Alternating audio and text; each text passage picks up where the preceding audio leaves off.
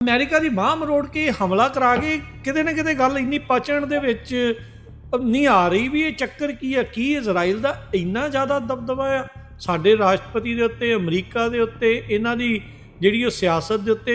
ਜਿਹੜੀਆਂ disciplined status ਨਹੀਂ ਹੈਗੀਆਂ, ਜਿਹੜੀਆਂ ਰਿਸਪੌਂਸਿਬਲ ਸਟੇਟਸ ਨਹੀਂ ਹੈਗੀਆਂ, ਸੋ ਜਦੋਂ ਉਹਨਾਂ ਕੋਲ ਜਿਹੜੇ ਹਥਿਆਰਾਂ ਦੇ ਜ਼ਖੀਰੇ ਆਉਂਦੇ ਆ, ਉਹ ਕਿਤੇ ਨਾ ਕਿਤੇ ਫਿਊਚਰ ਵਿੱਚ ਆ ਜਿਹੜੇ ਸਮੁੱਚੀ ਦੁਨੀਆ ਦੀ ਤਬਾਹੀ ਦਾ ਕਾਰਨ ਆ ਜਿਹੜਾ ਬਣ ਸਕਦੇ ਆ। ਤੁਸੀਂ ਦੇਖੋ ਵੀ ਕੀ ਭਾਰਤ ਨੇ ਦਿਖਾ ਦਿੱਤਾ ਵੀ ਉਹ ਹੁਣ ਵੈਸਟਰਨ ਅਲਾਇੰਸ ਦੇ ਨਾਲ, ਅਮਰੀਕਾ ਇਜ਼ਰਾਈਲ ਦੇ ਨਾਲ ਪੂਰੀ ਮਜ਼ਬੂਤੀ ਦੇ ਨਾਲ ਆ ਕੇ ਖੜ ਗਿਆ ਹੈ।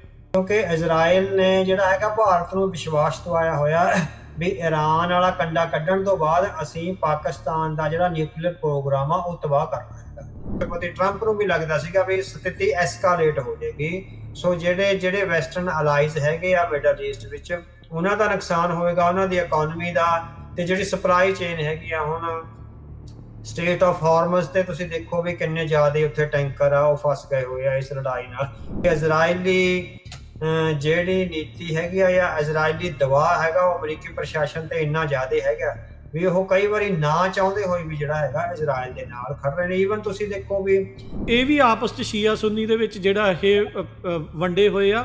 ਸੋ ਇਹ ਸਾਰਾ ਮਸਲਾ ਸ਼ੀਆ ਦੇ ਨਾਲ ਹੀ ਕਿਉਂ? ਕੀ ਇਹ ਵਾਕਿਆ ਹੀ ਕ੍ਰਿਸਚੀਅਨਿਟੀ ਵਰਸਸ ਇਸਲਾਮ ਆ ਜਾਂ ਇਹ ਇਜ਼ਰਾਈਲ ਵਰਸਸ ਸਿਰਫ ਈਰਾਨ ਨੂੰ ਖਤਮ ਕਰਨ ਵਾਲੀ ਗੱਲ ਹੀ ਆ?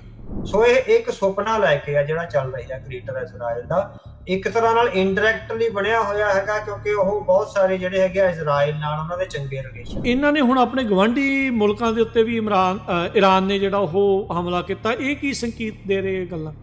ਹਾਂਜੀ, ਸੋ ਕਿਉਂਕਿ ਗਵਾਂਢੀ ਮੁਲਕ ਉਹਨਾਂ ਨੂੰ ਲੱਗਦਾ ਹੈ ਵੀ ਅਸਲ 'ਚ ਗਵਾਂਢੀ ਮੁਲਕਾਂ ਤਾਂ ਨਹੀਂ, ਗਵਾਂਢੀ ਮੁਲਕਾਂ ਵਿੱਚ ਜਿਹੜੇ ਵੈਸਟਰਨ ਐਸੈਟਸ ਨੇ, ਅਮਰੀਕਨ ਐਸੈਟਸ ਆ ਖਾਸ ਕਰਕੇ ਜਿਹੜੇ ਆ ਉਹ ਕਰ ਰਹੇ ਵੀ ਹੁਣ ਪਏ ਗਵਾਂਢੀ ਮੁਲਕਾਂ 'ਚ ਨੇ, ਉਹਨਾਂ ਨੂੰ ਜਿਹੜੇ ਹੈਗੇ ਉੱਥੇ ਹਮਲੇ ਕਰਨੇ ਪੈ ਰਹੇ ਆ। ਸੋ ਉਹ ਮਿਡਲ ਈਸਟ ਦੇ ਕੰਟਰੀਜ਼ ਹੈਗੇ ਆ, ਉਹ ਬਿਹਾਈਂਡ ਦੀ ਸੀਨ ਈਰਾਨ ਨਾਲ ਵੀ ਰਿਲੇਸ਼ਨ ਰੱਖ ਰਹੇ ਹੋਣਗੇ। ਇੰਨੇ ਉਹ ਨਹੀਂ ਹੈਗੇ, ਬੇਸ਼ੱਕ ਉਹ ਉੱਪਰਲੇ ਫੇਸ ਤੋਂ ਅਮਰੀਕਾ ਨਾਲ ਖੜੇ ਆ। ਚੀਨ ਦੀਆਂ ਜਿਹੜੀ ਲਾਈਫ ਲਾਈਨ ਆ ਉਹ ਕੱਟੀ ਜਾ ਰਹੀ ਹੈਗੀ ਆ। ਇਹ ਬਹੁਤ ਵੱਡਾ ਤੁਹਾਡਾ ਅਹਿਮ ਸਵਾਲ ਹੈਗਾ। ਚੀਨ ਵੈਨਜ਼ੂਏਲਾ ਤੋਂ ਤੇਲ ਲੈਂਦਾ ਸੀ ਤੇ ਈਰਾਨ ਤੋਂ ਤੇਲ ਲੈਂਦਾ ਸੀ। ਸੋ ਮੈਨੂੰ ਲੱਗਦਾ ਵੀ ਇਹ ਬਹੁਤ ਲੰਬੀ ਜੰਗ ਆ, ਗਾਜ਼ਾ ਵਾਂਗ 2 ਸਾਲ ਨਹੀਂ ਚਲਾ ਸਕਦੇ, ਹੋਰ 10-15 ਦਿਨਾਂ ਤੱਕ ਹੀ ਹਾਲੇ ਤੱਕ ਮੈਨੂੰ ਇਹ ਲੱਗਦਾ। ਪਰ ਪਤਾ ਨਹੀਂ ਵੀ ਇਹ ਵੀ ਜੇ ਉਹ ਕ੍ਰਿਪਲ ਹੁੰਦੇ ਆ ਬਹੁਤ ਜ਼ਿਆਦਾ, ਫਿਰ ਰਜੀਮ ਚੇਂਜ ਦਾ ਅੱਗੇ ਜਿਹੜਾ ਹੈਗਾ ਆ ਸਕਦਾ। ਫਿਰ ਚੀਨ ਦਾ ਹੈਗਾ ਵੀ ਚੀਨ ਸਿੱਧੇ ਹਮਲੇ ਵਿੱਚ ਜ਼ਿਆਦਾ ਨਹੀਂ ਪੈਂਦਾ, ਉਹ ਜਿਹੜਾ ਹੈਗਾ ਵੀ ਇਨਡਾਇਰੈਕਟ ਲੜਾਈ ਆ ਜਿਹੜੀ ਉਹ ਲੜ ਸਕਦਾ। ਸਾਊਥ ਚਾਈਨਾ ਸੀ ਤੇ ਜਾਂ ਤਾਈਵਾਨ ਵਾਲਾ ਪ੍ਰੈਸ਼ਰ ਆ ਜਿਹੜਾ ਉਹ ਵਧਾ ਸਕਦਾ ਅਮਰੀਕਾ। ਅਫਗਾਨਿਸਤਾਨ ਨੂੰ ਇਜ਼ਰਾਈਲ ਪੈਸੇ ਵੀ ਦੇ ਰਿਹਾ, ਉਹਨਾਂ ਦੀਆਂ ਇਕਨੋਮਿਕ ਲੋੜਾਂ ਵੀ ਪੂਰੀਆਂ ਕਰ ਰਿਹਾ, ਉਹਨਾਂ ਦੀਆਂ ਹਥਿਆਰਾਂ ਦੀ ਲੋੜ ਵੀ ਪੂਰੀ ਹੋ ਰਹੀ ਹੈ। ਸੋ ਬਿਹਾਈਂਡ ਦੀ ਸੀਨ ਉਹਦੇ ਨਾਲ ਜਿਹੜਾ ਹੈਗਾ ਭਾਰਤ ਦਾ ਜਿਹੜਾ ਜੁੜਿਆ ਹੋਇਆ।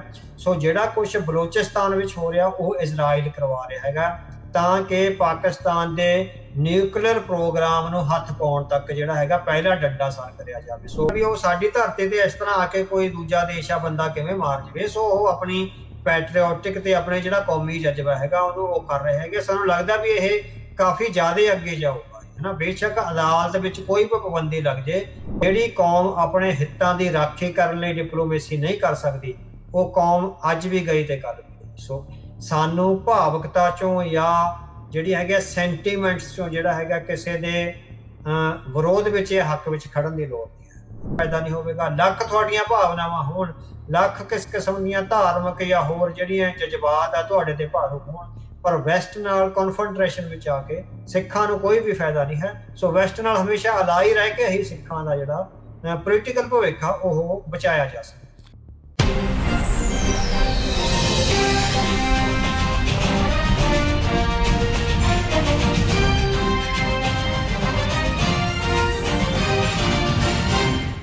ਪੰਜਾਬੀ ਰੇਡੀਓ USA ਸੁਣ ਰਹੇ, ਦੇਖ ਰਹੇ ਸਾਡੇ ਸਾਰੇ ਸਰੋਤਿਆਂ ਦਰਸ਼ਕਾਂ ਨੂੰ ਨਿੱਘੀ ਜੀ ਆਇਆਂ ਨੂੰ। ਪ੍ਰੋਗਰਾਮ ਦਾ ਪੰਥਕ ਪੈਰਾਡਾਈਮ ਦੇ ਵਿੱਚ ਸਵਾਗਤ ਹੈ।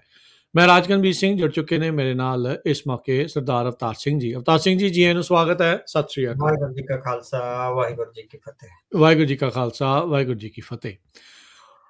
ਅੱਜ ਦੇ ਇਸ ਪ੍ਰੋਗਰਾਮ ਦੇ ਵਿੱਚ ਆਪਾਂ ਚਰਚਾ ਜਿਹੜੀ ਉਹ ਕਰਾਂਗੇ ਜੋ ਇਸ ਟਾਈਮ ਦੁਨੀਆ ਦਾ ਸਭ ਤੋਂ ਹੌਟ ਇਸ਼ੂ ਬਣਿਆ ਪਿਆ ਆ। ਜੋ ਕੁਛ ਆਪਾਂ ਦੇਖ ਰਹੇ ਹਾਂ, US ਇਜ਼ਰਾਈਲ ਤੇ ਈਰਾਨ ਦਾ ਜਿਹੜਾ ਕੌਨਫਲਿਕਟ ਆ, ਜੋ ਕਿ ਖਾੜੀ ਦੇ ਮੁਲਕਾਂ 'ਚ ਤੇ ਨਾਲ ਅਰਬ ਵਰਲਡ ਦੇ ਵਿੱਚ ਵੀ ਉਹ ਵਧਿਆ ਪਿਆ ਆ। ਬੀਤੇ ਕੁਛ ਦਿਨ ਪਹਿਲਾਂ ਅਮਰੀਕਾ ਇਜ਼ਰਾਈਲ ਦੇ ਦੁਆਰਾ ਈਰਾਨ ਦੇ ਉੱਤੇ ਹਮਲਾ ਹੋਇਆ।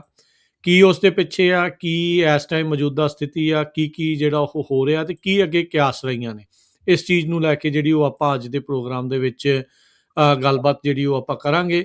ਸੋ ਅਵਤਾਰ ਸਿੰਘ ਜੀ ਆਪਾਂ ਨੂੰ ਉਸ ਦਾ ਜਿਹੜਾ ਐਨਾਲਿਸਿਸ ਆ ਉਸ ਦੇ ਬਾਰੇ ਜਿਹੜਾ ਉਹ ਜਾਣੂ ਕਰਾਉਣਗੇ, ਤੇ ਆਪਾਂ ਇਹਦੇ ਵਿੱਚੋਂ ਇਹ ਵੀ ਦੇਖਣਾ ਵੀ ਸਿੱਖਾਂ ਨੂੰ ਇਸ ਸੰਬੰਧ ਦੇ ਵਿੱਚ ਇਸ ਦੇ ਕੀ ਅਰਥ ਨੇ, ਕੀ ਮਤਲਬ ਨੇ, ਕੀ ਸਿੱਖਣ ਨੂੰ ਆ ਤੇ ਕੀ ਕੁਛ ਜਿਹੜਾ ਉਹ ਹੋਣਾ ਜਿਹੜਾ ਉਹ ਚਾਹੀਦਾ। ਆਖਿਰਕਾਰ ਅਵਤਾਰ ਸਿੰਘ ਜੀ, ਈਰਾਨ ਦੇ ਉੱਤੇ ਹਮਲਾ ਹੋ ਹੀ ਗਿਆ, ਇਸ ਦੇ ਨਾਲ ਜਿਹੜਾ ਗਲੋਬਲ ਵਰਲਡ ਆਰਡਰ ਆ ਉਸ ਦੀ ਹੁਣ ਕੀ ਸ਼ਕਲ ਜਿਹੜੀ ਉਹ ਅਖਤਿਆਰ ਕਰੇਗਾ?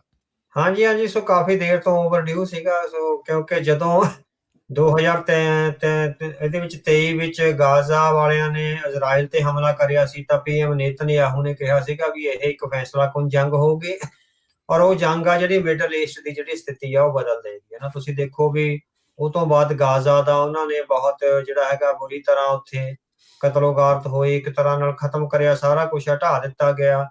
ਗਾਜ਼ਾ ਤੋਂ ਹੁੰਦੀ ਹੁੰਦੀ ਜੰਗ, ਕਿਉਂਕਿ ਤੁਸੀਂ ਦੇਖੋ ਵੀ ਉਹਦੇ ਹਮਾਸ ਦੇ 2 ਸੀਨੀਅਰ ਲੀਡਰ ਆ ਜਿਹੜੇ ਉਹ ਮਾਰੇ ਗਏ। ਉਹ ਤੋਂ ਬਾਅਦ ਜਿਹੜਾ ਹੈਗਾ ਲਬਨਾਨ ਦਾ ਹਿਜ਼ਬੁੱਲਾ ਦਾ ਲੀਡਰ ਆ ਜਿਹੜਾ ਬਹੁਤ ਦੇਰ ਤੋਂ ਸੀਗਾ ਵੀ ਓਵਰਡਿਊ ਸੀਗਾ ਵੀ ਉਹ ਲੱਭ ਨਹੀਂ ਸੀ ਰਿਹਾ ਕਿਸੇ ਨੂੰ, ਉਹ ਮਾਰਿਆ ਗਿਆ, ਹਨਾ। ਸੋ ਕਾਫੀ ਕੁਛ, ਈਵਨ ਸੀਰੀਆ ਤੱਕ ਵੀ ਆ ਜਿਹੜੀ ਜੰਗ ਗਈ। ਤੇ ਹੁਣ ਜਿਹੜਾ ਹੈਗਾ ਉਹ ਤੋਂ ਬਾਅਦ ਈਰਾਨ ਤੇ ਪਹਿਲਾਂ ਵੀ ਹਮਲਾ ਹੋਇਆ ਸੀਗਾ ਕੁਝ ਸਮਾਂ ਪਹਿਲਾਂ, ਉਦੋਂ ਜਿਹੜਾ ਹੈਗਾ ਉਹਦੇ ਜਿਹੜੇ ਹਥਿਆਰ ਨੇ, ਪਰਮਾਣੂ ਹਥਿਆਰ, ਉਹਨਾਂ ਤੇ ਹਮਲਾ ਹੋਇਆ ਸੀ। ਪਰ ਹੁਣ ਜਿਹੜਾ ਹੈਗਾ ਪੂਰੀ ਤਰ੍ਹਾਂ ਉਹਨਾਂ ਦੇ ਐਡੇ ਵੱਡੇ ਲੀਡਰ ਨੂੰ ਜਿਹੜਾ ਹੈਗਾ ਆਇਤੁੱਲਾ ਖਮੇਨੀ ਨੂੰ ਜਿਹੜਾ ਮਾਰ ਦਿੱਤਾ ਜਾਣਾ ਸੀਗਾ। ਸੋ ਇਹਦੇ ਨਾਲ ਇੱਕ ਓਵਰਡਿਊ ਸੀਗਾ। ਆਪਾਂ ਵਾਰ-ਵਾਰ ਗੱਲ ਕਰਦੇ ਹਾਂ ਵੀ ਇੱਕ ਜਿਹੜੀ ਵੈਸਟਰਨ ਡੈਮੋਕ੍ਰੇਸੀ ਦਾ ਇਹ ਹੈਗਾ ਵੀ ਜਿਹੜੀਆਂ ਰੋਗ ਸਟੇਟਸ ਨੇ ਜਿਨ੍ਹਾਂ ਕੋਲ ਮਾਰੂ ਹਥਿਆਰ ਨੇ, ਵੀ ਉਹਨਾਂ ਤੇ ਚੈੱਕ ਐਂਡ ਬਾਲਸ ਆ ਜਿਹੜੇ ਉਹ ਰੱਖੇ ਜਾਣ। ਸੋ ਇਹ ਚੈਕਸ ਐਂਡ ਬੈਲੈਂਸਿਸ ਲਈ ਯਤਨ ਕਰਿਆ। ਵੈਸੇ ਕਿਤੇ ਈਰਾਨ ਆ ਜਿਹੜਾ ਉਹ ਕੰਪਲਾਈ ਵੀ ਕਰਦਾ ਸੀਗਾ, ਪਰ ਜਿਹੜੀ ਇਜ਼ਰਾਈਲ ਦੀ ਹੈਗੀ ਆ ਥੋੜੀ ਜਿਹੀ ਜੰਗਬਾਜ਼ ਵਾਲੀ ਨੀਤੀ, ਉਹਦੇ ਚੋਂ ਇਹ ਹੋਇਆ ਵੀ ਉਹਨਾਂ ਨੇ ਅਮਰੀਕਾ ਨੂੰ ਤੇ ਵੱਡਾ ਦਬਾਅ ਪਾਇਆ। ਸੋ ਮਾਰਕੋ ਰੂਬੀਓ ਦਾ ਵੀ ਆਇਆ ਵੀ ਸਾਡੇ ਹੱਥ ਹੀ ਜਿਹੜੇ ਹੈਗੇ ਆ ਬੰਨੇ ਗਏ ਸੀਗੇ। ਹੋ ਸਕਦਾ ਕਿਉਂਕਿ ਬਿਹਾਈਂਡ ਦੀ ਸੀਨ ਗੱਲਬਾਤ ਵੀ ਚੱਲ ਰਹੀ ਸੀ। ਸੋ ਗੱਲਬਾਤ ਚੱਲਣ ਦੌਰਾਨ ਜਿਹੜੀ ਇਹ ਗੱਲਬਾਤ ਹੋ ਜਾਣੀ ਤੇ ਮਾਰਕੋ ਰੂਬੀਓ ਦਾ ਇਹ ਆਉਣਾ ਵੀ ਹਾਂ ਸਾਡੇ ਹੱਥ ਬੰਨੇ ਗਏ ਹੋਏ ਆ। ਇਟ ਮੀਨਸ ਜਿਹੜੀ ਇਜ਼ਰਾਈਲੀ ਲੌਬੀ ਆ ਉਹ ਜ਼ਿਆਦੇ ਜਿਹੜੀ ਹੈਗੀ ਆ ਅਮਰੀਕਾ ਤੇ ਕਾਫੀ ਜ਼ਿਆਦੇ ਭਾਰੂ ਹੋਈ ਆ। ਉਹਨਾਂ ਨੂੰ ਨਾ ਚਾਹੁੰਦੇ ਹੋਏ ਵੀ ਜਿਹੜਾ ਹੈਗਾ ਇਹ ਕਰਨਾ ਹੈਗਾ ਪੈ ਗਿਆ ਹੋਇਆ। ਪਰ ਇਹਦੇ ਚੋਂ ਆਪਾਂ ਵਾਰ-ਵਾਰ ਗੱਲ ਕਰੀ ਹੈਗੀ ਆ ਵੀ ਜਿਹੜੀ ਸੰਸਾਰ ਦੀ ਰਾਜਨੀਤੀ ਵਿੱਚ 2 ਤਰ੍ਹਾਂ ਦੇ ਐਕਸਿਸ ਹੋਣੇ ਆ। ਇੱਕ ਐਕਸਿਸ ਆਫ ਡੈਮੋਕ੍ਰੇਸੀ ਆ, ਇੱਕ ਐਕਸਿਸ ਆਫ ਟਾਇਰਨੀ ਆ, ਜਿਹੜੀ ਤਾਨਾਸ਼ਾਹੀ ਆ, ਜਿਹੜੀ ਆਪਾਂ ਕਹਿ ਸਕਦੇ ਆ ਵੀ ਰੂਲ ਬੇਸਡ ਜਿਹੜਾ ਗਲੋਬਲ ਵਰਲਡ ਆਰਡਰ ਆ ਉਹਦੀ ਬਹੁਤੀ ਜ਼ਿਆਦਾ ਹੈਗੀ ਆ। ਇੱਕ ਤਾਂ ਵੀ ਸਤਿਕਾਰ ਨਹੀਂ ਕਰਦੇ ਤੇ ਉਹ ਤੋਂ ਬਾਹਰ ਜਾ ਕੇ ਜਿਹੜੇ ਕਾਰਜ ਕਰਦੇ ਹੈਗੇ ਆ, ਉਹਦੇ ਵਿੱਚ ਰਸ਼ੀਆ ਵੀ ਸ਼ਾਮਲ ਹੈ। ਰਸ਼ੀਆ ਦੀ ਰੀਸਟਰਕਚਰਿੰਗ ਦੀ ਆਪਾਂ ਬਹੁਤ ਦੇਰ ਪਹਿਲਾਂ ਤੋਂ ਗੱਲ ਕਰਦੇ ਆ ਰਹੇ ਹਾਂ। ਸੋ ਈਰਾਨ ਵੀ ਉਹਦੇ ਵਿੱਚ ਇੱਕ ਵੱਡਾ ਜਿਹੜਾ ਹੈਗਾ ਅੜਿੱਕਾ, ਜਿਹੜੀ ਰੀਸਟਰਕਚਰਿੰਗ ਆਫ ਵਰਲਡ ਦੇ ਮੈਪਸ ਦੀ ਹੋਣੀ ਆ ਤੇ ਗਲੋਬਲ ਆਰਡਰ ਦੀ ਹੋਣੀ, ਦੋਹੇ ਚੀਜ਼ਾਂ ਦੀ ਜਿਹੜੀ ਰੀਸਟਰਕਚਰਿੰਗ ਹੋਣੀ ਆ। ਸੋ ਉਹਦੇ ਚੋਂ ਜਿਹੜਾ ਹੈਗਾ ਈਰਾਨ ਤੇ ਰਸ਼ੀਆ, ਉਹਨਾਂ ਲਈ ਜਿਹੜਾ ਵੱਡਾ ਚੈਲੰਜ ਤੋਂ ਸਾਹਮਣੇ ਆ ਰਿਹਾ। ਚੀਨ ਆ ਜਿਹੜਾ, ਚੀਨ ਸਾਇਲੈਂਟ ਚੈਲੰਜ ਜਿਹੜਾ ਹੈਗਾ ਅਮਰੀਕਾ ਨੂੰ ਦੇ ਰਿਹਾ। ਬੇਸ਼ੱਕ ਉਹ ਮਿਲੀਟੈਰਲੀ ਸਾਹਮਣੇ ਨਹੀਂ ਆ ਰਿਹਾ, ਪਰ ਬਿਹਾਈਂਡ ਦੀ ਸੀਨ ਈਰਾਨ ਨਾਲ ਜਿਸ ਕਿਸਮ ਦੇ ਉਹਦੇ ਰਿਲੇਸ਼ਨਸ ਆ ਤੇ ਰਸ਼ੀਆ ਨਾਲ ਜਿਸ ਕਿਸਮ ਦੇ ਰਿਲੇਸ਼ਨ ਹੈਗੇ ਆ। ਸੋ ਇਹ ਜਿਹੜੀਆਂ ਵੈਸਟਰਨ ਜਿਹੜੀਆਂ ਲਿਬਰਲ ਡੈਮੋਕ੍ਰੇਸੀਜ਼ ਹੈਗੀਆਂ, ਉਹਨਾਂ ਨੂੰ ਮਹਿਸੂਸ ਹੁੰਦਾ ਹੈਗਾ ਵੀ ਫਿਊਚਰ ਵਿੱਚ ਸਿਵਲਾਈਜੇਸ਼ਨ ਦੀ ਜਿਹੜੀ ਆਪਾਂ ਕਹਿੰਦੇ ਸਮੂਥ ਗਰੋਥ ਹੈਗੀ ਆ, ਉਸ ਸਮੂਥ ਗਰੋਥ ਲਈ ਇਹ ਦੁਬਾਰੇ ਹੈਗੇ ਕੋਈ ਵੱਡੇ ਅੜਿੱਕੇ। ਜਿਸ ਤਰ੍ਹਾਂ ਅਫਗਾਨਿਸਤਾਨ ਚੋਂ ਥ੍ਰੈਟ ਪੈਦਾ ਹੋਈ, ਬਿਨ ਲਾਦਨ ਵਾਲੀ ਥ੍ਰੈਟ ਪੈਦਾ ਹੋਈ, ਉਹ ਤੋਂ ਬਾਅਦ ਇਰਾਕ ਦੀ ਜਿਹੜੀ ਸੀਗੀ ਥ੍ਰੈਟ, ਸੋ ਤੇ ਇਹਦੇ ਨਾਲ ਹੀ ਸੀਰੀਆ 'ਚ ਜਿਹੜਾ IS ਦਾ ਹੋਇਆ। ਸੋ ਮੈਨੂੰ ਲੱਗਦਾ ਹੈਗਾ ਵੀ ਜਿਹੜਾ ਇਹ ਈਸਟਰਨ ਵਰਲਡ ਹੈਗਾ, ਜਿਹੜੀ ਖਾਸ ਕਰਕੇ ਇਸਲਾਮਿਕ ਵਰਲਡ ਹੈਗੀ ਆ, ਸੋ ਇਹ clash of civilisation the peak ਅੱਜ ਆਪਾਂ ਜਿਹੜਾ ਹੈਗਾ ਦੇਖ ਰਹੇ ਹੈਗੇ ਆ। ਸੋ ਕਲੈਸ਼ ਆਫ ਸਿਵਲਾਈਜੇਸ਼ਨਸ ਦੀ ਬੇਸ਼ੱਕ ਉਹਦੇ ਨਾਲ ਇਰਾਕ, ਅਫਗਾਨਿਸਤਾਨ ਔਰ ਜਿਹੜਾ ਸੀਰੀਆ ਹੈਗਾ ਉਹ ਵਾਰ-ਵਾਰ ਆ ਜਿਹੜੇ ਇਹਦੇ ਲਪੇਟ ਵਿੱਚ ਆਉਂਦੇ ਰਹੇਗੇ। ਪਰ ਜਿਹੜਾ ਆਇਤੁੱਲਾ ਖਮੀਨੀ ਦਾ ਕਤਲ, ਈਰਾਨ ਤੇ ਵੱਡਾ ਹਮਲਾ ਔਰ ਉਹਨਾਂ ਦੀ ਜਿਹੜੀ ਵੱਡੀ ਲੀਡਰਸ਼ਿਪ ਆ ਉਹਦਾ ਕਤਲ ਕਰ ਦੇਣਾ, ਇਹ ਹੈਗਾ ਵੀ ਜਿਹੜੀ ਇੱਕ ਕਲੈਸ਼ ਚੱਲ ਰਿਹਾ ਕ੍ਰਿਸਚੈਨਿਟੀ ਤੇ ਇਸਲਾਮ ਦਾ। ਬੇਸ਼ੱਕ ਉਹ ਕਹਿਣ ਨਾ ਕਹਿਣ ਉਹ ਵੱਖਰੀ ਗੱਲ ਹੈਗੀ ਆ, ਪਰ ਇਹ ਜਿਸ ਤਰ੍ਹਾਂ ਹੈਗਾ ਵੀ ਕਲੈਸ਼ ਆਫ ਸਿਵਲਾਈਜੇਸ਼ਨਸ ਹੈਗਾ। ਸੋ ਇਸ ਕਲੈਸ਼ ਨੂੰ ਜਿਹੜਾ ਹੈਗਾ ਇਹਦੇ ਚੋਂ ਹੁਣ ਜਿਹੜੀਆਂ ਵੈਸਟਰਨ ਫੋਰਸਿਸ ਹੈਗੀਆਂ ਉਹਨਾਂ ਦੇ ਆਪਣੇ ਨੋਰਮਸ ਨੇ ਸੁਸਾਇਟੀ ਨੂੰ ਤੇ ਸਿਵਲਾਈਜੇਸ਼ਨ ਨੂੰ ਦੇਖਣ ਦੇ।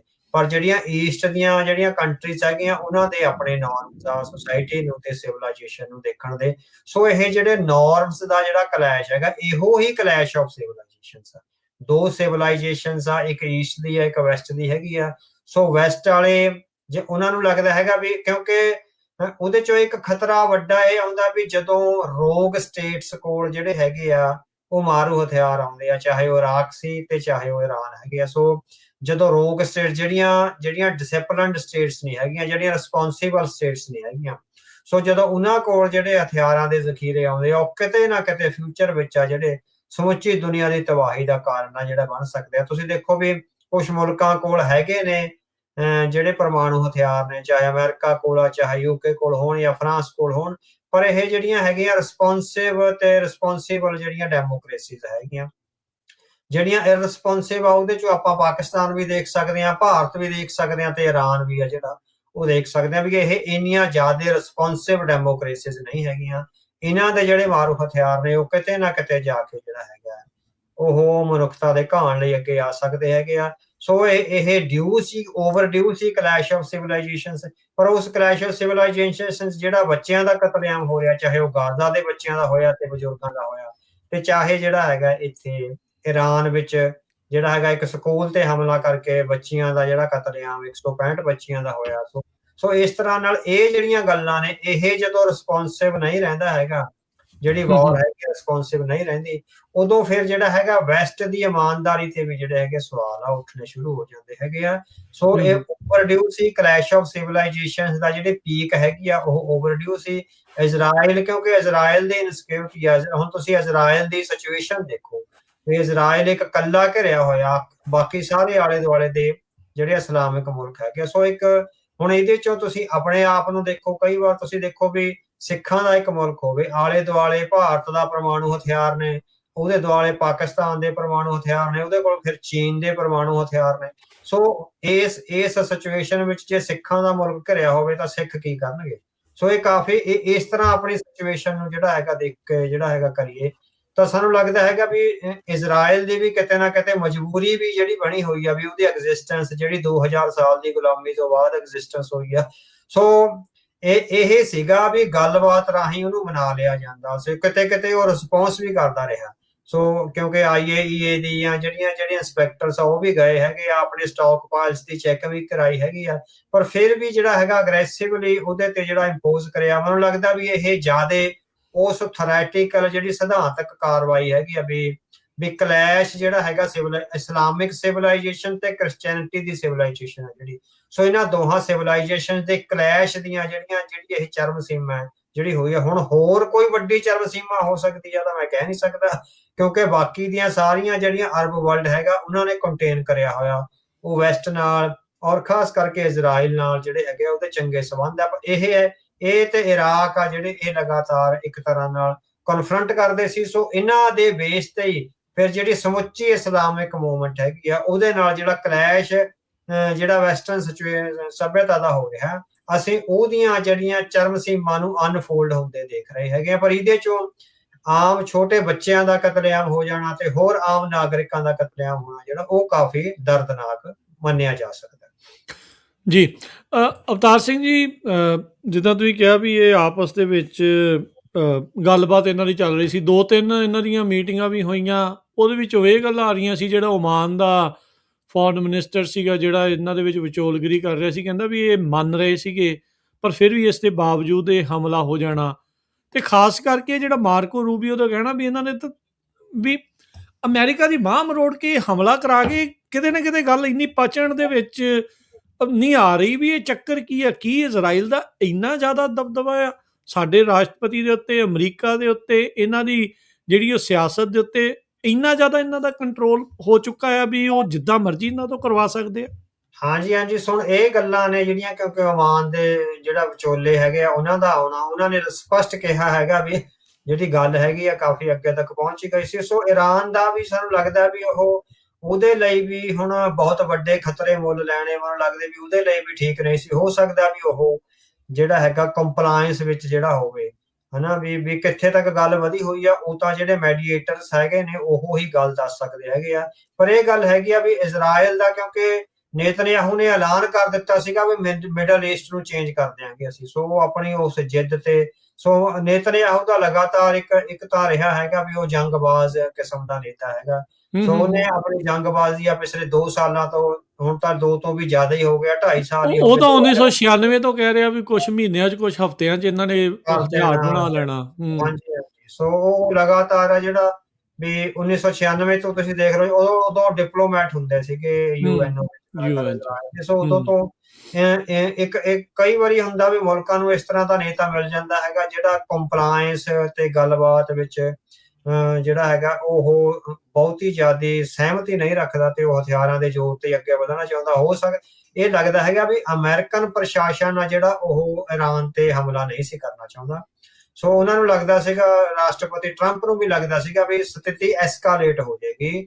ਸੋ ਜਿਹੜੇ ਵੈਸਟਰਨ ਅਲਾਈਜ਼ ਹੈਗੇ ਆ ਮਿਡਲ ਈਸਟ ਵਿੱਚ, ਉਹਨਾਂ ਦਾ ਨੁਕਸਾਨ ਹੋਏਗਾ, ਉਹਨਾਂ ਦੀ ਇਕਨੋਮੀ ਦਾ, ਤੇ ਜਿਹੜੀ ਸਪਲਾਈ ਚੇਨ ਹੈਗੀ ਆ, ਹੁਣ ਸਟੇਟ ਆਫ ਹਾਰਮਜ਼ ਤੇ ਤੁਸੀਂ ਦੇਖੋ ਵੀ ਕਿੰਨੇ ਜ਼ਿਆਦਾ ਉੱਥੇ ਟੈਂਕਰ ਆ ਉਹ ਫਸ ਗਏ ਹੋਏ ਆ ਇਸ ਲੜਾਈ ਨਾਲ।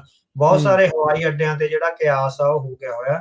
ਸੋ ਮੇਰਾ ਖਿਆਲ, ਮੈਨੂੰ ਇਹ ਲੱਗਦਾ ਹੈ ਕਿ ਜਿਸ ਤਰ੍ਹਾਂ ਮਾਰਕੋ ਰੂਬੀਓ ਨੇ ਕਿਹਾ ਹੈਗਾ, ਅਮਰੀਕੀ ਪ੍ਰਸ਼ਾਸਨ ਇਸ ਤਰ੍ਹਾਂ ਦੇ ਹਮਲੇ ਦਾ ਜਿਹੜਾ ਹੈਗਾ ਉਹ ਨਹੀਂ ਸੀ ਕਰਨਾ ਚਾਹੁੰਦਾ, ਜਿਸ ਤਰ੍ਹਾਂ ਪਹਿਲਾਂ ਉਹਨਾਂ ਨੇ ਕਰਿਆ ਸੀ ਵੀ 4 ਕੁ ਥਾਵਾਂ ਤੇ ਉਹਨਾਂ ਦੇ ਜਿਹੜੀਆਂ ਨਿਊਕਲੀਅਰ ਸਾਈਟ ਸੀ ਉਹਨਾਂ ਤੇ ਹਮਲਾ ਕਰਕੇ ਤੇ ਉਹਨੂੰ ਸਿਰਫ ਸੰਦੇਸ਼ ਦੇ ਕੇ ਟੇਬਲ ਦੇ ਜਿਹੜਾ ਟਾਕਿੰਗ ਟੇਬਲ ਸੀਗਾ ਉਹਦੇ ਤੇ ਲਿਆਉਣ ਲਈ ਮਜਬੂਰ ਕਰ ਰਹੇ ਸੀ, ਔਰ ਉਹ ਆ ਵੀ ਰਹੇ ਸੀ।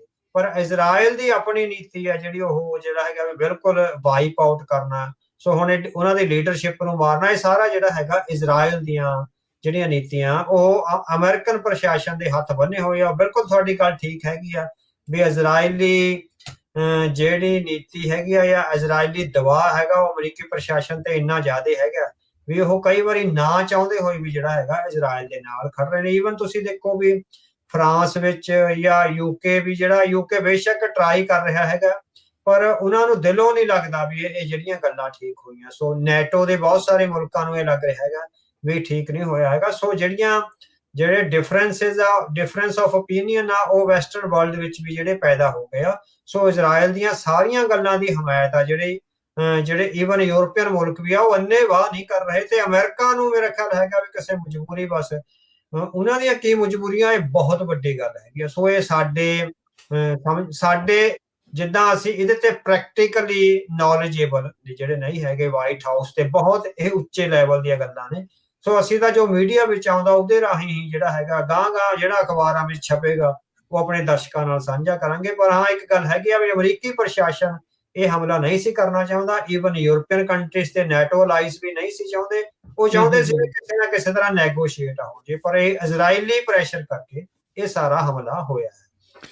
ਜਦੋਂ ਹੁਣ ਤੁਸੀਂ ਕਹਿੰਦੇ ਵੀ ਕ੍ਰਿਸਚੈਨਿਟੀ ਵਰਸਸ ਇਸਲਾਮ ਦਾ ਇਹ ਚਰਮ ਸੀਮਾ ਆ, ਇਹ ਇਸਲਾਮ ਦੇ ਵਿੱਚੋਂ ਫਿਰ ਇੱਕ ਫਿਰਕਾ ਹੀ ਕਿਉਂ ਇਹਨਾਂ ਨੂੰ ਰੜਕ ਰਿਹਾ? ਬਾਕੀ ਆਲੇ ਦੁਆਲੇ ਅਰਬ ਮੁਲਕ ਨੇ, ਗਲਫ ਕੰਟਰੀਆਂ ਨੇ, 2 ਦਰਜਨ ਤੋਂ ਵੱਧ ਮੁਸਲਿਮ ਮੈਜੋਰਟੀ ਮੁਲਕ ਨੇ, ਉਹਨਾਂ ਦੀਆਂ ਸੱਤਾ ਆ, ਉਹਨਾਂ ਦੇ ਉਹ ਆਪ ਇਹ ਵੀ ਆਪਸ 'ਚ ਸ਼ੀਆ ਸੁੰਨੀ ਦੇ ਵਿੱਚ ਜਿਹੜਾ ਇਹ ਵੰਡੇ ਹੋਏ ਆ। ਸੋ ਇਹ ਸਾਰਾ ਮਸਲਾ ਸ਼ੀਆ ਦੇ ਨਾਲ ਹੀ ਕਿਉਂ? ਕੀ ਇਹ ਵਾਕਿਆ ਹੀ ਕ੍ਰਿਸਚੈਨਿਟੀ ਵਰਸਸ ਇਸਲਾਮ ਆ ਜਾਂ ਇਹ ਇਜ਼ਰਾਈਲ ਵਰਸਸ ਸਿਰਫ ਈਰਾਨ ਨੂੰ ਖਤਮ ਕਰਨ ਵਾਲੀ ਗੱਲ ਹੀ ਆ?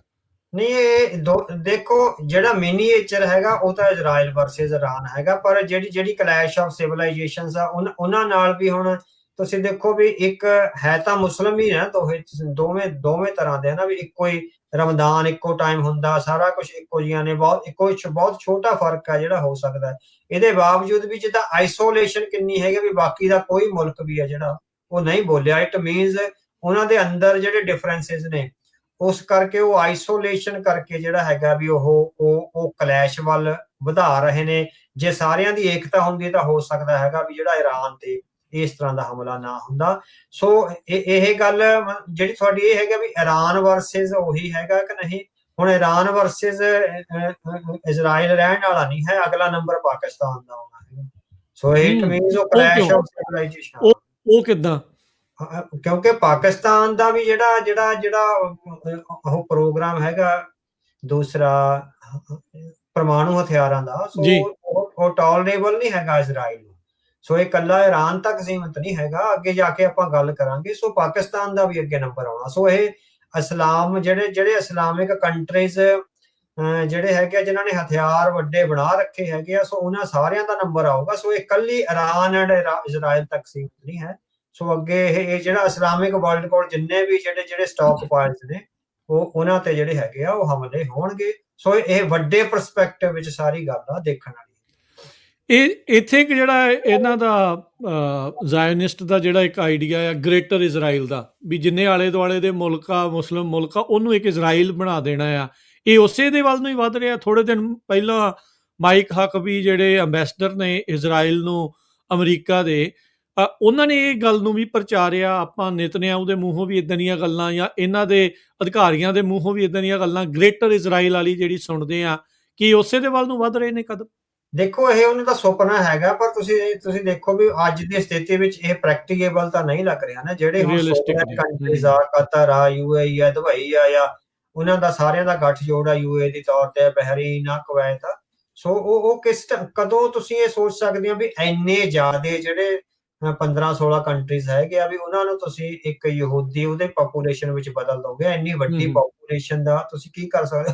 ਸੋ ਇਹ ਇੱਕ ਸੁਪਨਾ ਲੈ ਕੇ ਆ ਜਿਹੜਾ ਚੱਲ ਰਿਹਾ ਗ੍ਰੇਟਰ ਇਜ਼ਰਾਈਲ ਦਾ, ਇੱਕ ਤਰ੍ਹਾਂ ਨਾਲ ਇਨਡਾਇਰੈਕਟਲੀ ਬਣਿਆ ਹੋਇਆ ਹੈਗਾ, ਕਿਉਂਕਿ ਉਹ ਬਹੁਤ ਸਾਰੇ ਜਿਹੜੇ ਹੈਗੇ ਆ ਇਜ਼ਰਾਈਲ ਨਾਲ ਉਹਨਾਂ ਦੇ ਚੰਗੇ ਰਿਲੇਸ਼ਨ ਹੈਗੇ ਆ। ਪਰ ਜੇ ਇਹ ਕਹੋ ਵੀ ਹਾਂ ਅਸੀਂ ਸਾਰਿਆਂ ਨੂੰ ਮਾਰ ਕੇ ਉੱਥੇ ਜਿਹੜਾ ਹੈਗਾ ਇਜ਼ਰਾਈਲ ਦਾ ਇੱਕ ਤਰ੍ਹਾਂ ਨਾਲ ਜਿਹੜੀ ਯਹੂਦੀ ਵਸਾ ਦਾਂਗੇ, ਸੋ ਇਹ ਤਾਂ ਸੰਭਵ ਹੀ ਹੈ ਨਹੀਂ। ਜਿਸ ਤਰ੍ਹਾਂ ਉਹਦੇ ਨਾਲ ਤਾਂ ਜਿਹੜਾ ਸਮੁੱਚਾ ਗਲੋਬਲ ਜਿਹੜਾ ਸਿਸਟਮ ਆ, ਸਿਵਲਾਈਜੇਸ਼ਨ ਆ, ਉਹਦੇ ਲਈ ਬਹੁਤ ਵੱਡੀਆਂ ਥ੍ਰੈਟਸ ਆਉਣਗੀਆਂ। ਸੋ ਇਹ ਪਾਕਟਸ ਤੇ ਹਮਲੇ ਹੋ ਸਕਦੇ ਆ, ਵੀ ਇਰਾਨ ਤੇ ਹੋ ਗਿਆ, ਇਰਾਕ ਤੇ ਕਰ ਲਿਆ, ਅਫਗਾਨਿਸਤਾਨ ਤੇ ਕਰ ਲਿਆ।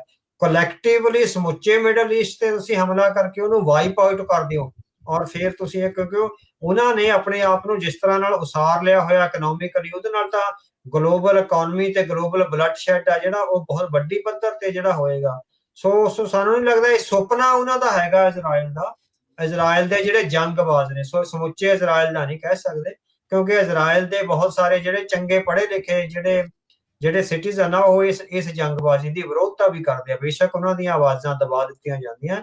ਸੋ ਗ੍ਰੇਟ ਇਜ਼ਰਾਈਲ ਵਾਲਾ ਸੁਪਨਾ ਹੈਗਾ ਜਿਹੜਾ ਇੱਕ ਸੁਪਨਾ ਹੈ ਉਹਨਾਂ ਦਾ, ਪਰ ਉਹਨੂੰ ਅੱਜ ਦੀ ਸਥਿਤੀ ਵਿੱਚ ਆਪਾਂ 21ਵੀਂ ਸਦੀ ਵਿੱਚ ਜਿਸ ਕਿਸਮ ਨਾਲ ਇੱਕ ਤਰ੍ਹਾਂ ਨਾਲ ਇੰਟਰਲਿੰਕਡ ਆ ਸੋਸਾਇਟੀ, ਉਹਦੇ ਇੱਕ ਦੂਜੇ ਤੇ ਜਿਹੜੀਆਂ ਹੈਗੀਆਂ ਨਿਰਭਰ ਹੈਗੇ ਆਪਾਂ ਸਾਰਾ ਕੁਝ, ਚਾਹੇ ਹਵਾਈ ਸੇਵਾ ਰਾਹੀਂ, ਚਾਹੇ ਇਕੋਨਮੀ ਰਾਹੀਂ, ਚਾਹੇ ਜਿਹੜੀ ਆਊਟਰੀਚ ਆਫ ਸਰਵਿਸਿਜ਼ ਸੈਕਟਰ ਹੈਗੀ ਆ ਉਹਦੇ ਰਾਹੀਂ, ਉਹਦੇ ਨਾਲ ਇਸ ਕਿਸਮ ਦਾ ਕੜਵਾਸ ਪੈਦਾ ਕਰਨਾ, ਫਿਰ ਤਾਂ ਇਹ ਅਹਿਮਦ ਸ਼ਾਹ ਅਬਦਾਲੀ ਵਾਲਾ ਹੀ ਕੰਮ ਆ ਜਿਹੜਾ ਹੋ ਜਾਊਗਾ ਵੀ 21ਵੀਂ ਸਦੀ ਵਿੱਚ ਇੱਕ ਨਵੀਂ ਕਿਸਮ ਦੀ ਸਟੋਨ ਏਜ ਆ, 17ਵੀਂ ਸਦੀ ਵਾਲਾ ਜਿਹੜਾ ਵਰਤਾਰਾ ਵਰਤਾਇਆ ਜਾ ਰਿਹਾ। ਸੋ ਮੈਨੂੰ ਨਹੀਂ ਲੱਗਦਾ ਵੀ ਜਿਹੜਾ ਇਤਿਹਾਸ ਆ ਉਹਨੂੰ ਇੰਨਾ ਰਿਵਰਸ ਕਰਕੇ ਪਿੱਛੇ ਲਿਜਾਇਆ ਜਾ ਸਕਦਾ ਵੀ ਉਹ ਜਿਹੜਾ ਉਹਦਾ ਪਿੱਛੇ ਜਾਣਾ ਹੈਗਾ ਵੀ ਉਹ ਸਿਵਲਾਈਜੇਸ਼ਨ ਨੂੰ ਜਿਹੜਾ ਹੈਗਾ ਸਿਰ ਥੱਲੇ ਕਰ ਦੇਵੇ, ਸਿਵਲਾਈਜੇਸ਼ਨ ਦਾ ਉਹ ਕਰ ਦੇਵੇ। ਸੋ ਸਿਰ ਦੇ ਭਾਰ ਸਿਵਲਾਈਜੇਸ਼ਨ ਨੂੰ ਕਰਨ ਵਾਲਾ ਸੁਪਨਾ ਹੋਏਗਾ। ਸਾਨੂੰ ਨਹੀਂ ਲੱਗਦਾ ਵੀ ਇਹ ਜਿਹੜਾ ਹੈਗਾ ਪ੍ਰੈਕਟੀਕੇਬਲ ਹੈ। ਵੈਸੇ ਵੀ ਆਪਾਂ ਜੇ ਦੇਖਿਆ ਜਾਵੇ ਤਾਂ ਇਹਨਾਂ ਸਾਰੇ ਮੁਲਕਾਂ ਨੂੰ ਜਿਹੜੇ ਇਹਨਾਂ ਨੇ ਇਰਾਕ 'ਚ ਵੀ ਜਾ ਕੇ ਦੇਖਿਆ, ਅਫਗਾਨਿਸਤਾਨ 'ਚ ਵੀ ਜਾ ਕੇ ਦੇਖਿਆ, ਕਿਉਂਕਿ ਬੂਟਸ ਔਨ ਗਰਾਊਂਡ ਤੁਸੀਂ ਕਰ ਨਹੀਂ ਸਕਦੇ। ਉਹਨਾਂ ਨੇ ਕਿੱਥੇ ਮੁਕਾਬਲਾ ਕਰਨਾ ਔਖਾ ਹੁੰਦਾ, ਜਿਨ੍ਹਾਂ ਦੀ ਆਪਣੀ ਬੈਕਯਾਰਡ ਆ, ਤੇ ਇੱਕ ਜਾਣੇ ਨੇ ਦੂਜੇ ਥਾਂ ਦੇ ਉੱਤੇ ਜਾ ਕੇ ਲੜਨਾ, ਉਹ ਟੋਟਲੀ ਡਿਫਰੈਂਟ ਇੱਕ ਐਂਗਲ ਜਿਹੜਾ ਉਹ ਬਣ ਜਾਂਦਾ ਆ। ਸਵਾਲ ਹੁਣ ਇਹ ਆ ਰਿਹਾ ਵੀ ਕੀ ਈਰਾਨ ਦੇ ਕੋਲ ਅਮਰੀਕਾ ਇਜ਼ਰਾਈਲ ਦਾ ਮੁਕਾਬਲਾ ਕਰਨ ਜੋ ਕਿ ਹਥਿਆਰ ਹੈਗੇ ਨੇ? ਇੱਕ ਪਾਸੇ ਜਦੋਂ 6 ਮਹੀਨੇ ਪਹਿਲਾਂ ਜੂਨ ਦੇ ਵਿੱਚ ਹੁੰਦਾ ਆ ਹਮਲਾ, ਉਦੋਂ ਕਹਿੰਦੇ ਵੀ ਅਸੀਂ ਸਾਰਾ ਕੁਝ ਖਤਮ ਕਰਤਾ, ਫਿਰ 6 ਮਹੀਨੇ ਬਾਅਦ ਇਹ ਰੌਲਾ ਆ ਜਾਂਦਾ ਵੀ ਨਹੀਂ ਜੀ ਇਹ ਤਾਂ ਹਥਿਆਰ ਦੁਬਾਰਾ ਬਣਾ ਲੈਣ ਲੱਗੇ ਆ, ਫਿਰ ਦੁਬਾਰਾ ਹਮਲਾ ਹੋ ਗਿਆ। ਕੀ ਈਰਾਨ ਇਸ ਟਾਈਮ ਇੰਨਾ ਸਮਰੱਥ ਹੈਗਾ ਆ ਵੀ ਇਹਨਾਂ ਦਾ ਮੁਕਾਬਲਾ ਕਰ ਸਕੇ? ਨਹੀਂ, ਕਿਉਂਕਿ ਅਮਰੀਕਾ ਦੇ ਹਥਿਆਰਾਂ ਦਾ ਜਾਂ ਇਜ਼ਰਾਈਲ ਦੇ ਹਥਿਆਰਾਂ ਦਾ ਮੁਕਾਬਲਾ ਕਰਨ ਦਾ, ਕਿਉਂਕਿ ਬਹੁਤ ਲੰਮੇ ਸਮੇਂ ਤੋਂ ਜਿਹੜੀਆਂ ਪਾਬੰਦੀਆਂ ਲੱਗੀਆਂ ਹੋਈਆਂ ਨੇ, ਉਹਨਾਂ ਨੇ ਟਰਾਈ ਕਰਿਆ ਆਪਣੇ ਤੌਰ ਤੇ, ਖਾਸ ਕਰਕੇ ਜਿਹੜੇ ਆਪਣੇ ਛੋਟੇ ਹਮਲਾਵਰ ਜਿਹੜੇ ਹੈਗੇ ਆ, ਜਿਹੜੇ ਇਹਨਾਂ ਦੇ ਡਰੋਨ ਸ਼ਹੀਦ ਡਰੋਨ ਜਿਹੜੇ ਆ, ਹਾਂਜੀ ਜਿਹੜੇ ਡਰੋਨਸ ਆ ਉਹ ਕਾਫੀ ਜ਼ਿਆਦਾ ਵੱਡੀ ਪੱਧਰ ਤੇ ਉਹਨਾਂ ਨੇ ਬਣਾਇਆ। ਰਸ਼ੀਆ ਨੂੰ ਵੀ ਇਹੀ ਸਪਲਾਈ ਕਰਦੇ ਸੀ। ਸੋ ਇਹਨਾਂ ਦਾ ਜਿਹੜਾ ਰਸ਼ੀਆ ਦੀ ਲਾਈਫ ਲਾਈਨ ਆ ਉਹ ਵੀ ਜਿਹੜੇ ਇਹਨਾਂ ਦੇ ਸ਼ਹੀਦ ਡਰੋਨ ਸੀਗੇ। ਡਰੋਨ ਹੈਗੇ ਆ, ਮਿਜ਼ਾਈਲਸ ਆ ਜਿਹੜੀਆਂ ਉਹ ਬੇਸ਼ੱਕ ਹੋਣਗੀਆਂ, ਵੀ ਆਪਾਂ ਨੂੰ ਨਹੀਂ ਪਤਾ ਵੀ ਉਹਦੇ ਨੰਬਰ ਕਿੰਨੇ ਆ, ਕਿਉਂਕਿ ਸਾਡਾ ਈਰਾਨ ਨਾਲ ਕੋਈ ਉਸ ਤਰ੍ਹਾਂ ਦੀ ਇਨਫੋਰਮੇਸ਼ਨ ਨਹੀਂ ਜੋ ਮੀਡੀਆ ਵਿੱਚ ਆਉਂਦੀ ਆ। ਨੰਬਰਸ ਵੀ ਬਹੁਤ ਜ਼ਿਆਦਾ ਨਹੀਂ ਹੋਣਗੇ ਮੈਨੂੰ ਲੱਗਦਾ, ਪਰ ਜਿਹੜੀ ਰੀਚ ਹੋਊਗੀ ਵੀ ਉਹ ਇਜ਼ਰਾਈਲ ਤੱਕ ਜਾਂ ਹੋਰ ਥਾਵਾਂ ਤੇ ਪਹੁੰਚਾ, ਉਹਨਾਂ ਨਾਲ ਜਿਹੜੇ ਹੈਗੇ ਆ ਅਮਰੀਕਾ ਦੇ ਜਿਹੜੇ ਉਹਨੂੰ ਡਾਈਫਿਊਜ਼ ਕਰਨ ਦਾ ਸਿਸਟਮ ਆ, ਤੇ ਹੋਰ ਕੰਟਰੀਜ਼ ਦਾ ਹੁਣ ਨੈਟੋ ਦਾ ਵੀ ਡਿਫਿਊਜ਼ ਕਰਨ ਵਾਲਾ ਸਿਸਟਮ ਉੱਥੇ ਜਿਹੜਾ ਹੈਗਾ ਆ ਗਿਆ ਹੋਇਆ।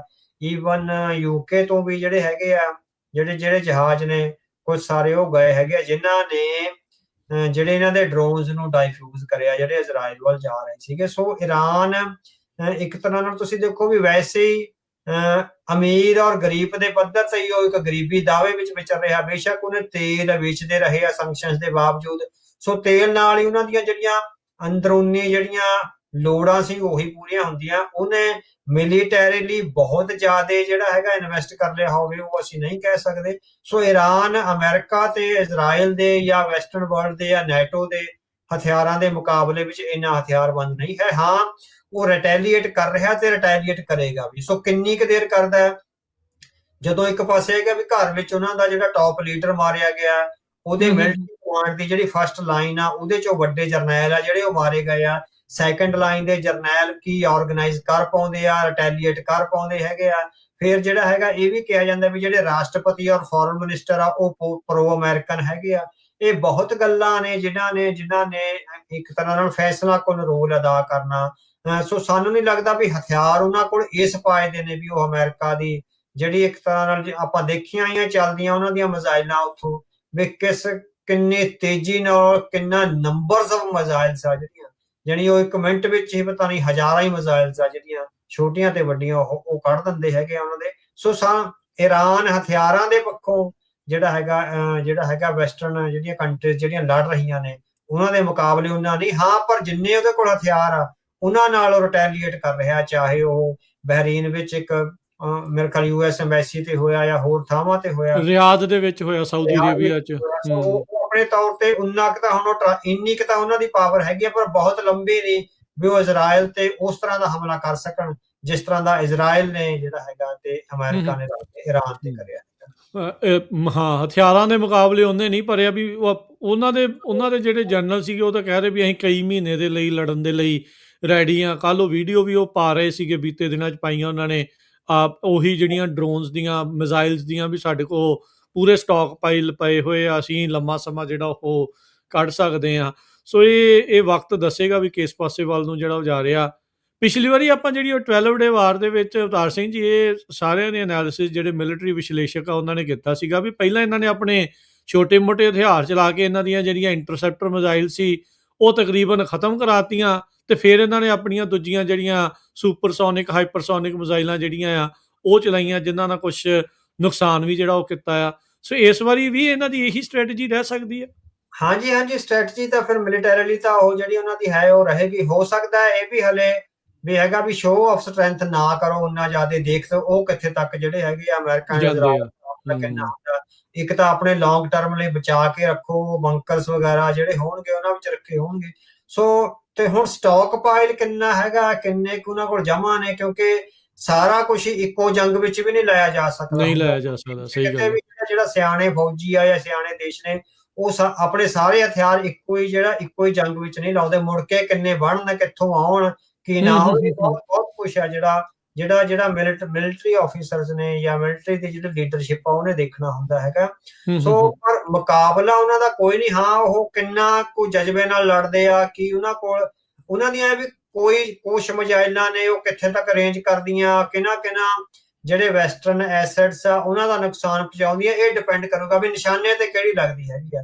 ਵੀ ਜੇ 100 ਛੱਡੀਆਂ ਤਾਂ 2 ਜਾਂ 3 ਹੀ ਨਿਸ਼ਾਨੇ ਤੇ ਲੱਗਦੀਆਂ, ਫਿਰ ਬਾਕੀ ਜਿਹੜੀਆਂ 96-97 ਹੈਗੀਆਂ ਉਹ ਐਵੇਂ ਚਲੀਆਂ ਜਾਂਦੀਆਂ। ਸੋ 96-97 ਮਿਜ਼ਾਈਲਾਂ ਬਣਾਉਣੀਆਂ ਕਿੰਨੀਆਂ ਔਖੀਆਂ ਨੇ, ਉਹਨਾਂ ਨੂੰ ਛੱਡ ਕੇ ਇੱਕਦਮ ਤਬਾਹ ਹੋ ਜਾਣਾ। ਸੋ ਇਹ ਬੜੀ ਕੈਲਕੂਲੇਸ਼ਨ ਹੁੰਦੀ ਆ ਵੀ ਭਵਿੱਖ ਵਿੱਚ ਕਿੰਨੀ ਜੰਗ ਚੱਲ ਸਕਦੀ ਹੈਗੀ ਆ, ਆਪਾਂ ਕਿੰਨੀ ਕੁ ਦੇਰ ਸਰਵਾਈਵ ਕਰ ਸਕਦੇ ਹੈਗੇ ਆ। 1 ਸਾਲ ਦਾ, 2 ਸਾਲ ਦਾ, ਹੁਣ ਰਸ਼ੀਆ 4 ਸਾਲ ਹੋ ਗਏ ਹੈਗੇ ਆ ਜਿੱਦਾਂ ਉਹਨੂੰ ਲੱਗੀ ਨੂੰ ਜੰਗ। ਸੋ ਕਈ ਵਾਰ ਇਹ ਖਬਰਾਂ ਆਈਆਂ ਵੀ ਉਹਦਾ ਜਿਹੜਾ ਹਥਿਆਰ ਨੇ ਡਿਪਲੀਟ ਹੋ ਗਏ, ਨਵੇਂ ਹਥਿਆਰ ਬਣ ਨਹੀਂ ਰਹੇ। ਸੋ ਪਰ ਇਹਦੇ ਬਾਵਜੂਦ ਵੀ ਉਹ ਲਗਾਤਾਰ ਸਰਵਾਈਵ ਕਰ ਰਿਹਾ ਹੈਗਾ।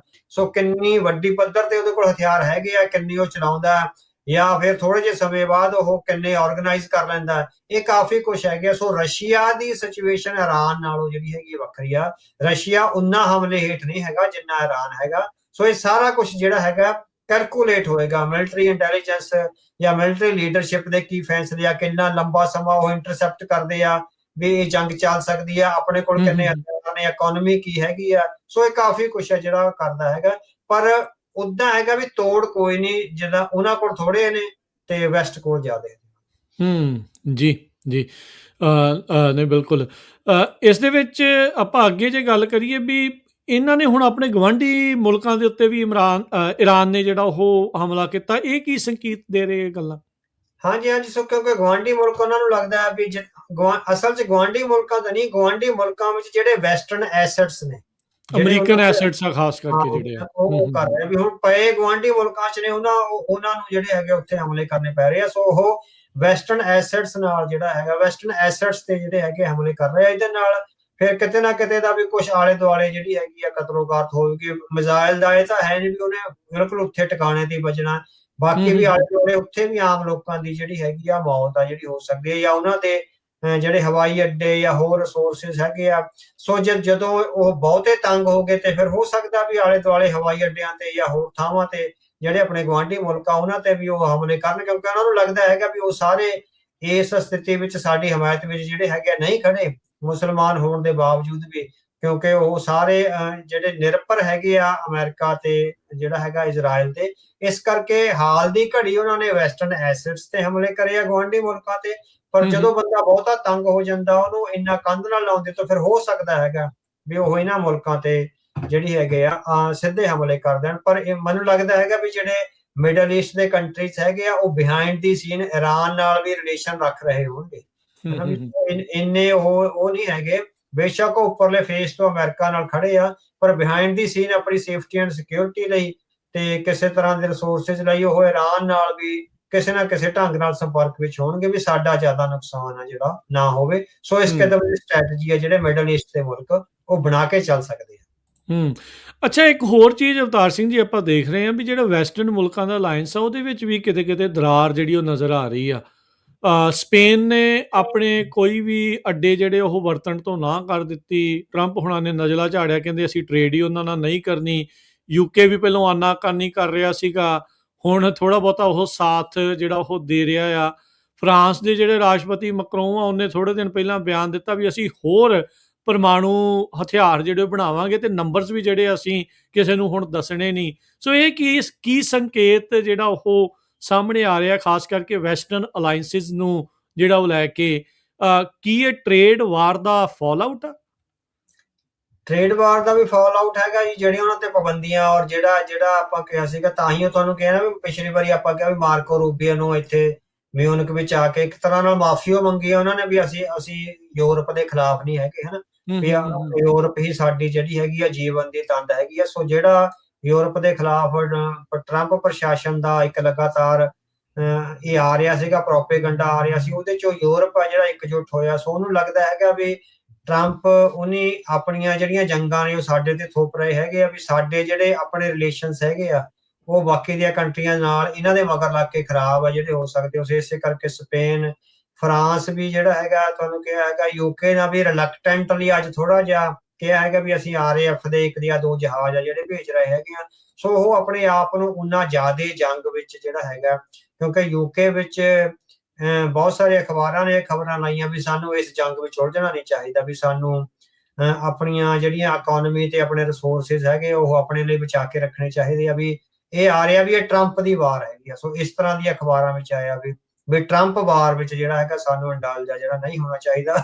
ਸੋ ਵੈਸਟਰਨ ਜਿਹੜੇ ਹੈਗੇ ਖਾਸ ਕਰਕੇ ਯੂਰਪੀਅਨ ਕੰਟਰੀਜ਼ ਵਿੱਚ ਕਿਤੇ ਨਾ ਕਿਤੇ ਜਿਹੜਾ ਤਿੜਕਣ ਦਾ ਜਿਹੜਾ ਸਿਚੁਏਸ਼ਨ ਆ ਉਹ ਕ੍ਰੀਏਟ ਹੋ ਰਹੀ ਹੈਗੀ ਆ, ਪਰ ਇਹ ਬਹੁਤ ਵੱਡੀ ਪੱਧਰ ਤੇ ਨਹੀਂ ਹੋ ਰਹੀ ਤੇ ਨਾ ਹੀ ਹੋਵੇਗੀ, ਕਿਉਂਕਿ ਜਿਹੜੀ ਵੈਸਟਰਨ ਵਰਲਡ ਦੀ ਇੱਕ ਤਰ੍ਹਾਂ ਨਾਲ ਰੀੜ ਦੀ ਹੱਡੀ ਹੈਗੀ ਆ ਉਹ ਉਹਦੇ ਨਾਲ ਜੁੜੀ ਹੋਈ ਹੈਗੀ ਹੈ, ਜਿਹੜੀ ਤੰਦ ਹੈਗੀ ਆ ਜੀਵਨ ਦੀ ਉਹ ਅਮਰੀਕਾ ਨਾਲ ਜੁੜੀ ਹੋਈ ਹੈਗੀ ਆ।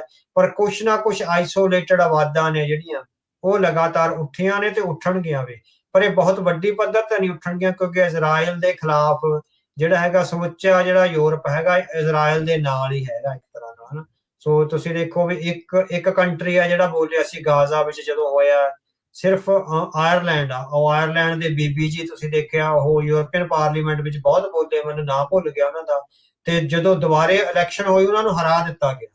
ਸੋ ਇਜ਼ਰਾਈਲ ਦੀ ਲੌਬੀ ਨੇ ਉਹਨਾਂ ਨੂੰ ਜਿੱਦਾਂ ਮੁੜ ਕੇ ਚੋਣ ਨਹੀਂ ਜਿੱਤਣ ਦਿੱਤੀ ਗਈ। ਸੋ ਜਿਹੜੇ ਇੱਕੋ ਹੀ BBC ਸੀਗੇ ਜਿਹੜੇ ਉਹਦੇ ਆਇਰਲੈਂਡ ਦੇ ਸੀਗੇ, ਉਹਨਾਂ ਨੂੰ ਮੁੜ ਕੇ ਚੋਣ ਨਹੀਂ ਜਿੱਤਣ ਦਿੱਤੀ ਗਈ। ਇਟ ਮੀਨਸ ਯੂਰਪੀਅਨ ਯੂਨੀਅਨ ਚੋਂ ਬਾਹਰ ਕਰ ਦਿੱਤਾ ਗਿਆ।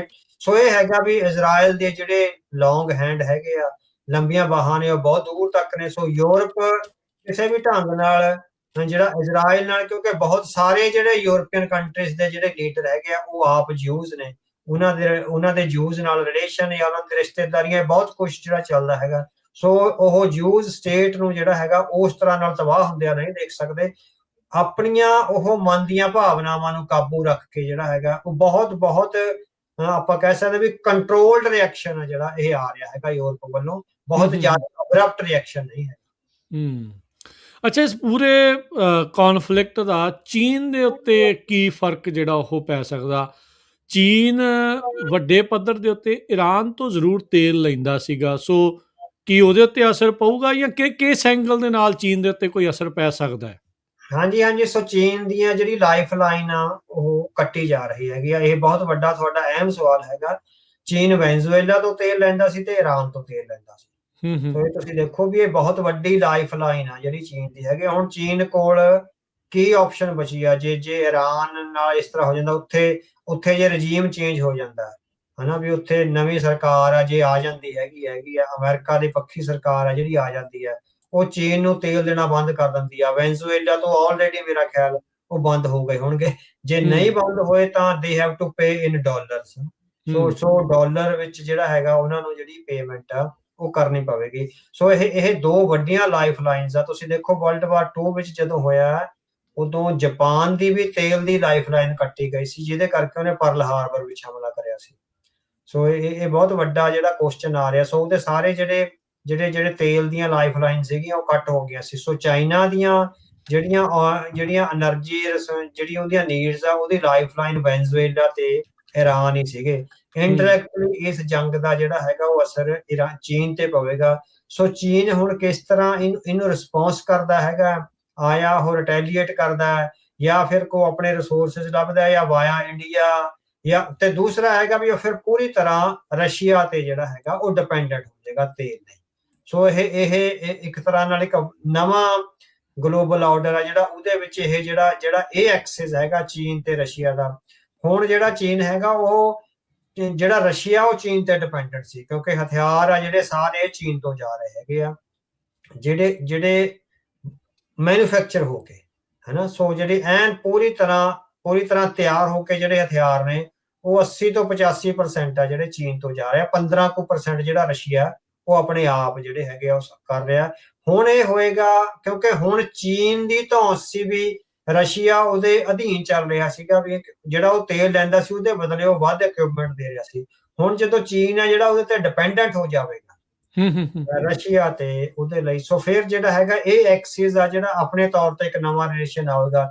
ਇਹ ਡੇਂਜਰਸ ਵੀ ਹੋ ਸਕਦਾ ਹੈ ਵੈਸਟਰਨ ਵਰਲਡ ਲਈ, ਕਿਉਂਕਿ ਚੀਨ ਤੇ ਰਸ਼ੀਆ ਦਾ ਇਸ ਕਿਸਮ ਦਾ ਰਿਲੇਸ਼ਨ ਜਿਹੜਾ ਬਰਾਬਰ ਦੀ ਧਿਰ ਦੇ ਉੱਤੇ ਜਾਂ ਬਰਾਬਰ ਦੇ ਆਪਾਂ ਕਹਿ ਸਕਦੇ ਹਾਂ ਵੀ ਰਿਸ਼ਤਿਆਂ ਦੇ ਉੱਤੇ ਉਸਰੇਗਾ, ਹੋ ਸਕਦਾ ਉਹ ਬਹੁਤ ਮਜ਼ਬੂਤ ਹੋ ਜਾਏ, ਕਿਉਂਕਿ ਦੋਹਾਂ ਦੀਆਂ ਜਿਹੜੀਆਂ ਇਨਪੁਟਸ ਨੇ, ਚੀਨ ਦਾ ਜਿਹੜਾ ਟੈਕਨੋਲੋਜੀਕਲ ਨੋ ਹਾਉ ਹੈਗੀ ਆ ਔਰ ਰਸ਼ੀਆ ਦੀ ਜਿਹੜੀ ਵਾਸਟ ਜਿਹੜੀ ਇੱਕ ਤਰ੍ਹਾਂ ਨਾਲ ਯੁੱਧ ਨੀਤਕ ਜਿਹੜੀ ਲੈਂਡ ਹੈਗੀ ਆ, ਔਰ 4 ਸਾਲਾਂ ਤੋਂ ਜਿਸ ਢੰਗ ਨਾਲ ਉਹ ਪੂਰੇ ਨੈਟੋ ਦਾ ਜ਼ੋਰ ਲਾਉਣ ਦੇ ਬਾਵਜੂਦ ਵੀ ਉਹ ਟਸ ਤੋਂ ਮਸ ਨਹੀਂ ਹੋਇਆ ਔਰ ਲਗਾਤਾਰ ਉਹ ਸਰਵਾਈਵ ਕਰ ਰਿਹਾ।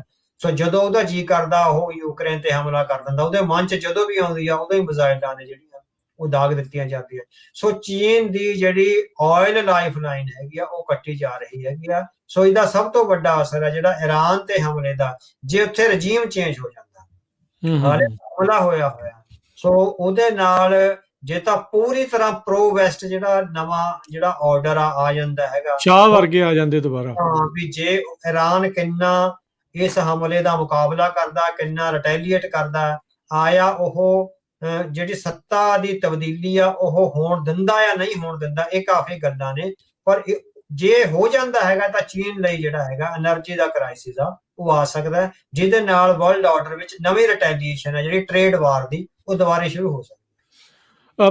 ਸ਼ਾਹ ਦਾ ਜਿਹੜਾ ਮੁੰਡਾ ਬਾਹਰ ਆ ਐਗਜ਼ਾਈਲ 'ਚ ਆ, ਉਹਦੇ ਬਾਰੇ ਟਰੰਪ ਉਹਨਾਂ ਦਾ ਬਿਆਨ ਸੀਗਾ, ਕਹਿੰਦੇ ਵੀ ਇਹ ਤਾਂ ਗਿਆ ਨਹੀਂ ਕਦੀ ਮੁਲਕ 'ਚ, ਉਹਦੇ ਪਿੱਛੇ ਆ ਕੇ ਟਰੰਪ ਹੁਣੀ ਨਹੀਂ ਖੜੇ। ਸੋ ਕੀ ਇਹ ਲੱਗਦਾ ਵੀ ਰਜੀਮ ਚੇਂਜ, ਕਿਉਂਕਿ ਇੱਕ ਕਲੀਅਰਲੀ ਵੈਸਟ ਨੂੰ ਵੀ ਅਜੇ ਪਤਾ ਨਹੀਂ ਆ ਜਾਂ ਦੱਸ ਨਹੀਂ ਰਹੇ ਵੀ ਮੇਨ ਮੁੱਦਾ ਕੀ ਆ ਜਿਹਦੇ ਕਰਕੇ ਹਮਲਾ, ਵੀ ਮਿਜ਼ਾਈਲ ਆ, ਨਿਊਕਲੀਅਰ ਆ, ਰਜੀਮ ਚੇਂਜ ਆ। ਵਿੱਚ ਇਹ ਕਹਿੰਦੇ ਆ ਕਈ ਜਣੇ ਰਜੀਮ ਚੇਂਜ ਕਰਨੀ ਆ, ਜਿਹੜੇ ਪੀਟ ਹੈਗਸੈਥ ਹੋ ਗਏ ਜਾਂ ਟਰੰਪ ਹੋਣੀ ਆ, ਰਜੀਮ ਚੇਂਜ ਦੀ ਗੱਲ ਵੀ ਨਹੀਂ ਕਰਦੇ, ਲੋਕਾਂ ਨੂੰ ਕਹਿੰਦੇ ਜਾ ਕੇ ਕਬਜ਼ਾ ਵੀ ਕਰ ਲਓ। ਸੋ ਅਨਕਲੀਅਰ ਜਿਹਾ ਆ। ਸੋ ਇਹਨਾਂ ਨੂੰ ਇਹ ਪਤਾ ਨਹੀਂ ਲੱਗ ਰਿਹਾ ਵੀ ਲਾਸਟ ਜਿਹੜਾ ਉਹ ਕੀ ਕਰਾਉਣਾ ਚਾਹੁੰਦੇ ਆ। ਅਸਲ 'ਚ ਹਲੇ ਇਹਨਾਂ ਨੂੰ ਇਹ ਹੈਗਾ ਵੀ ਜੰਗ ਕਿੰਨੀ ਅਨਫੋਲਡ ਹੁੰਦੀ ਆ, ਜੰਗ ਕਿੱਥੋਂ ਤੱਕ ਅਨਫੋਲਡ ਹੁੰਦੀ ਆ, ਕਿੱਧਰ ਨੂੰ ਜਾਂਦੀ ਹੈਗੀ ਆ। ਕਿਉਂਕਿ ਈਰਾਨ ਦੀਆਂ ਉਹਨਾਂ ਕੋਲ ਬੇਸ਼ੱਕ ਕੁਛ ਇਨਫੋਰਮੇਸ਼ਨ ਹੋਵੇਗੀ, ਪਰ ਉਹ ਇਨਫੋਰਮੇਸ਼ਨ ਓਪਨ ਨਹੀਂ ਹੈ। ਸਾਰੇ ਈਰਾਨ ਬਾਰੇ ਉਹਨਾਂ ਕੋਲ ਸਾਰੀ ਇਨਫੋਰਮੇਸ਼ਨ ਆ, ਜਿਹੜੀ ਹੋ ਸਕਦਾ ਉਹ ਨਾ ਹੋਵੇ। ਉਹ ਹਲੇ ਵੇਟ ਐਂਡ ਵਾਚ ਕਰ ਰਿਹਾ ਵੀ ਹਮਲੇ ਕਰ ਕਰਕੇ ਦੇਖੀ ਜਾਓ ਕਿੰਨੀ ਦੇਰ ਰਿਟੈਲੀਏਸ਼ਨ ਹੁੰਦੀ ਆ, ਕਿੰਨਾ ਕਮਜ਼ੋਰ ਹੁੰਦਾ, ਆਇਆ ਕਮਜ਼ੋਰ ਹੁੰਦਾ ਵੀ ਹੈ ਕਿ ਨਹੀਂ ਹੁੰਦੇ। ਜੇ ਤਾਂ ਉਹ ਇੰਨਾ ਕਮਜ਼ੋਰ ਹੋ ਜਾਂਦਾ ਵੀ ਹਾਂ ਬਿਲਕੁਲ ਹੀ ਉਹਦਾ ਲੜਖੜਾ ਜਾਂਦਾ, ਫਿਰ ਉੱਥੇ ਜਿਹੜੀ ਹੈਗੀ ਸੱਤਾ ਤਬਦੀਲੀ ਹੋਵੇਗੀ। ਨਹੀਂ, ਫਿਰ ਹੋ ਸਕਦਾ ਵੀ ਇਹੀ ਜਿਹੜਾ ਸੰਦੇਸ਼ ਦੇਣਾ ਹੋਵੇ ਇਜ਼ਰਾਈਲ ਨੇ ਵੀ ਅਸੀਂ ਖੁਮੇਨੀ ਨੂੰ ਮਾਰਤਾ, ਅਸੀਂ ਨਸਰੱਲਾ ਨੂੰ ਮਾਰਤਾ, ਅਸੀਂ ਜਿਹੜੇ ਹੈਗੇ ਆ ਗਾਜ਼ਾ ਦੇ ਜਿਹੜੇ ਹੈਗੇ ਆ ਹਮਾਸ ਦੀ ਲੀਡਰਸ਼ਿਪ ਮਾਰ ਦਿੱਤੀ ਹੋਈ ਹੈ। ਸੋ ਇੱਕ ਤਰ੍ਹਾਂ ਨਾਲ ਵੀ ਅਸੀਂ ਕ੍ਰਿਪਲ ਕਰਤਾ, ਡੀਕਪੈਸਿਟੇਟ ਜਿਹੜਾ ਹੈਗਾ ਉਹ ਕਰ ਦਿੱਤਾ ਹੋਇਆ। ਹੁਣ ਇਹ ਦੋਵੇਂ ਆਪਸ਼ਨਸ ਤੇ ਜਿਹੜੇ ਹੈਗੇ ਆ ਇਜ਼ਰਾਈਲ ਐਂਡ ਅਮਰੀਕਾ ਕੰਮ ਕਰ ਰਹੇ ਹੋਣਗੇ। ਰਜੀਮ ਚੇਂਜ ਮੇਰੇ ਖਿਆਲ ਉਹਨਾਂ ਦਾ ਫਾਈਨਲ ਮੋਡ ਦਾ ਹੈਗਾ, ਪਰ ਹਾਲ ਦੀ ਘੜੀ ਉਹ ਰਜੀਮ ਚੇਂਜ ਇੰਨੀ ਛੇਤੀ ਹੁੰਦਾ ਨਜ਼ਰ ਆ ਜਿਹੜਾ ਉਹ ਨਹੀਂ ਆ ਰਿਹਾ। ਇਸੇ ਕਰਕੇ ਉਹ ਰਜੀਮ ਚੇਂਜ ਤੇ ਹਲੇ ਬਹੁਤਾ ਦਬਾਅ ਨਹੀਂ ਦੇ ਰਹੇ। ਹਲੇ ਉਹ ਜੰਗ ਦੇ ਆਧਾਰ ਤੇ ਜੰਗ ਨੂੰ ਕਿੱਥੇ ਤੱਕ ਲੈ ਕੇ ਜਾਣਾ ਚਾਹੁੰਦੇ ਆ, ਕਿਉਂਕਿ ਜੰਗ ਇਹ ਬਹੁਤ ਲੰਬੀ ਵੀ ਨਹੀਂ ਚਲਾ ਸਕਦੇ ਇਜ਼ਰਾਈਲ ਐਂਡ ਅਮਰੀਕਾ, ਕਿਉਂਕਿ ਸਾਰੇ ਮਿਡਲ ਈਸਟ ਤੋਂ ਬਹੁਤ ਜ਼ਿਆਦਾ ਜਿਹੜਾ ਟ੍ਰੇਡ ਔਰ ਜਿਹੜੇ ਇਹਨਾਂ ਦੇ ਸਿਟੀਜ਼ਨਸ ਉੱਥੇ ਬੈਠੇ ਆ, ਤੇ ਉੱਥੇ ਜਿਹੜਾ ਹਵਾਈ ਅੱਡਿਆਂ ਤੇ ਕਿਆਸ ਹੋ ਰਿਹਾ ਹੈਗਾ, ਇਹ ਜੇ 15 ਦਿਨ ਵੀ ਚੱਲ ਗਿਆ ਤਾਂ ਇਹ ਬਹੁਤ ਵੱਡਾ ਕ੍ਰਾਈਸਿਸ ਆ ਜਿਹੜਾ ਇਕਨੋਮੀ ਲਈ ਤੇ ਸੁਸਾਇਟੀ ਦੀ ਆ ਜਾਏਗਾ। ਸੋ ਮੈਨੂੰ ਲੱਗਦਾ ਵੀ ਇਹ ਬਹੁਤ ਲੰਬੀ ਜੰਗ ਆ, ਗਾਜ਼ਾ ਵਾਂਗ 2 ਸਾਲ ਨਹੀਂ ਚਲਾ ਸਕਦੇ, ਹੋਰ 10-15 ਦਿਨਾਂ ਤੱਕ ਹੀ ਹਾਲੇ ਤੱਕ ਮੈਨੂੰ ਇਹ ਲੱਗਦਾ। ਪਰ ਪਤਾ ਨਹੀਂ ਵੀ ਇਹ ਵੀ ਜੇ ਉਹ ਕ੍ਰਿਪਲ ਹੁੰਦੇ ਆ ਬਹੁਤ ਜ਼ਿਆਦਾ, ਫਿਰ ਰਜੀਮ ਚੇਂਜ ਦਾ ਅੱਗੇ ਜਿਹੜਾ ਹੈਗਾ ਆ ਸਕਦਾ। ਫਿਰ ਜੇ ਰਜੀਮ ਚੇਂਜ ਹੁੰਦਾ ਫਿਰ ਉਹਦੇ ਚੋਂ ਜਿਹੜਾ ਹੈਗਾ ਸਾਰਾ ਇਹ ਵੈਸਟ ਦਾ ਜਿਹੜਾ ਕੰਟਰੋਲ ਹੋਵੇਗਾ। ਪਰ ਤੁਸੀਂ ਦੇਖੋ ਵੀ ਇਹ ਵੀ ਖਬਰਾਂ ਨੇ ਵੀ ਜਿਹੜਾ 1979 ਵਿੱਚ ਰੈਵੋਲੂਸ਼ਨ ਹੋਇਆ ਉਹ ਵੀ USA ਤੇ UK ਦੀ ਹਮਾਇਤ ਨਾਲ ਹੀ ਹੋਇਆ, ਜਦੋਂ ਸ਼ਾਹ ਦਾ ਤਖਤਾ ਪਲਟਿਆ ਗਿਆ ਮੋਨਾਰਕੀ ਦਾ ਨਾ। ਸੋ ਇਹ ਜਿਹੜੇ ਖੁਮੀਨੀ ਵਾਲਾ ਸਾਰਾ ਪਰਸੈਪਸ਼ਨ ਆਈ ਹੈਗੀ ਆ, ਇਹ UK ਐਂਡ USA ਦੀ ਮਦਦ ਨਾਲ ਹੀ ਜਿਹੜੀ ਆਈ ਸੀ, ਸੋ ਜਿਹੜੀ ਮੁੜ ਕੇ ਉਹਨਾਂ ਦੇ ਖਿਲਾਫ ਸਾਹਮਣੇ ਆ ਗਈ। ਕੀ ਇਸ ਸਾਰੇ ਮਾਮਲੇ ਦੇ ਵਿੱਚ ਜਦੋਂ ਆਪਾਂ ਹੁਣ ਚੀਨ ਦੀ ਗੱਲ ਕਰ ਰਹੇ ਸੀਗੇ, ਕੀ ਚੀਨ ਹਮਲਾਵਰ ਰੁਖ ਅਖਤਿਆਰ ਕਰ ਸਕਦਾ? ਜਿਹੜਾ ਸਾਊਥ ਚਾਈਨਾ ਸੀ ਦਾ ਰੌਲਾ ਆ ਜਾਂ ਤਾਈਵਾਨ ਵਾਲਾ, ਕੀ ਮੌਕੇ ਨੂੰ ਦੇਖਦੇ ਹੋਏ 2 ਫਰੰਟਾਂ ਦੇ ਉੱਤੇ ਅਮਰੀਕਾ ਨੂੰ ਲੜਾਉਣ ਬਾਰੇ ਸੋਚ ਸਕਦਾ? ਚੀਨ ਦਾ ਹੈਗਾ ਵੀ ਚੀਨ ਸਿੱਧੇ ਹਮਲੇ ਵਿੱਚ ਜ਼ਿਆਦਾ ਨਹੀਂ ਪੈਂਦਾ, ਉਹ ਜਿਹੜਾ ਹੈਗਾ ਵੀ ਇਨਡਾਇਰੈਕਟ ਲੜਾਈ ਆ ਜਿਹੜੀ ਉਹ ਲੜ ਸਕਦਾ। ਸਾਊਥ ਚਾਈਨਾ ਸੀ ਤੇ ਜਾਂ ਤਾਈਵਾਨ ਵਾਲਾ ਪ੍ਰੈਸ਼ਰ ਆ ਜਿਹੜਾ ਉਹ ਵਧਾ ਸਕਦਾ ਅਮਰੀਕਾ ਤੇ, ਕਿਉਂਕਿ ਤਾਈਵਾਨ ਇੱਕ ਤਰ੍ਹਾਂ ਨਾਲ ਉਹਦੇ ਲਈ ਜਿਹੜਾ ਹੈਗਾ ਇੱਕ ਕਮਜ਼ੋਰ ਕੜੀ ਆ ਅਮਰੀਕਾ ਦੀ ਨਾ। ਸੋ ਤਾਈਵਾਨ ਤੇ ਪ੍ਰੈਸ਼ਰ ਵਧਾ ਸਕਦਾ ਜਾਂ ਹੋਰ ਆਪਣੇ ਕੁਝ ਅਲਾਈਜ਼ ਨਾਲ ਜਿਹੜਾ ਹੈਗਾ ਇਸ ਤਰ੍ਹਾਂ ਦਾ ਮੈਨੂਵਰ ਕਰ ਸਕਦਾ ਹੈਗਾ, ਜਿਹਦੇ ਨਾਲ ਅਮਰੀਕਾ ਤੇ ਪ੍ਰੈਸ਼ਰ ਪੈ ਜਾਵੇ ਵੀ ਉਹਨੂੰ ਪਿੱਛੇ ਹਟਣ ਲਈ ਮਜਬੂਰ ਹੋਣਾ ਪਵੇ। ਹੁਣ ਜੇ ਕਹੀਏ ਵੀ ਉਹ ਇਰਾਨ ਦੇ ਨਾਲ ਸਪਸ਼ਟ ਆ ਕੇ ਜਿਹੜਾ ਖੜ ਜਾਏਗਾ ਰਸ਼ੀਆ ਤੇ ਚੀਨ, ਵੀ ਉਹ ਅਮਰੀਕਾ ਦੀਆਂ ਮਿਜ਼ਾਈਲਾਂ ਦਾ ਮੁਕਾਬਲਾ ਮਿਜ਼ਾਈਲਾਂ ਨਾਲ ਕਰਨਗੇ, ਇਸ ਤਰ੍ਹਾਂ ਨਹੀਂ ਹੋਵੇਗਾ। ਸੋ ਇਸ ਤਰ੍ਹਾਂ ਨਾਲ ਫਿਰ ਹੈਗੀ ਆ ਵਰਲਡ ਵਾਰ 3 ਦੀ ਜਿਹੜੀ ਹੈਗੀ ਇੱਕ ਤਰ੍ਹਾਂ ਨਾਲ ਆਗਾਜ਼ ਆ, ਉਹ ਹੋ ਸਕਦਾ ਹੈਗਾ। ਚੀਨ ਮੈਨੂਵਰ ਕਰੇਗਾ, ਐ ਨਹੀਂ ਹੈਗਾ ਵੀ ਉਹ ਬਿਲਕੁਲ ਚੁੱਪ ਬੈਠੇਗਾ। ਇਹਨਾਂ ਤੋਂ ਕੈਪੇਬਲ ਦਾ ਜਿਹੜਾ ਉਹ ਹੈਗਾ ਵੀ ਉਹ ਅਮਰੀਕਾ ਨੂੰ ਅੱਖਾਂ ਦਿਖਾ ਸਕੇ।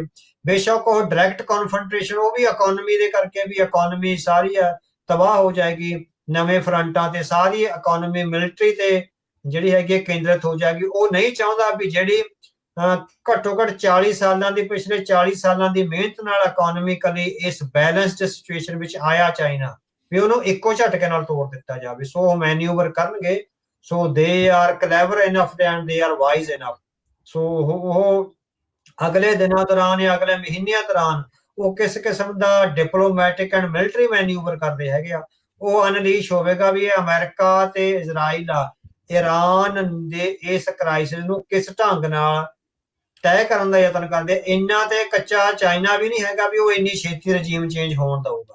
ਈਵਨ ਰਸ਼ੀਆ ਵੀ ਰਜੀਮ ਚੇਂਜ ਆ ਜਿਹੜਾ ਨਹੀਂ ਹੋਣ ਦੇਊਗਾ।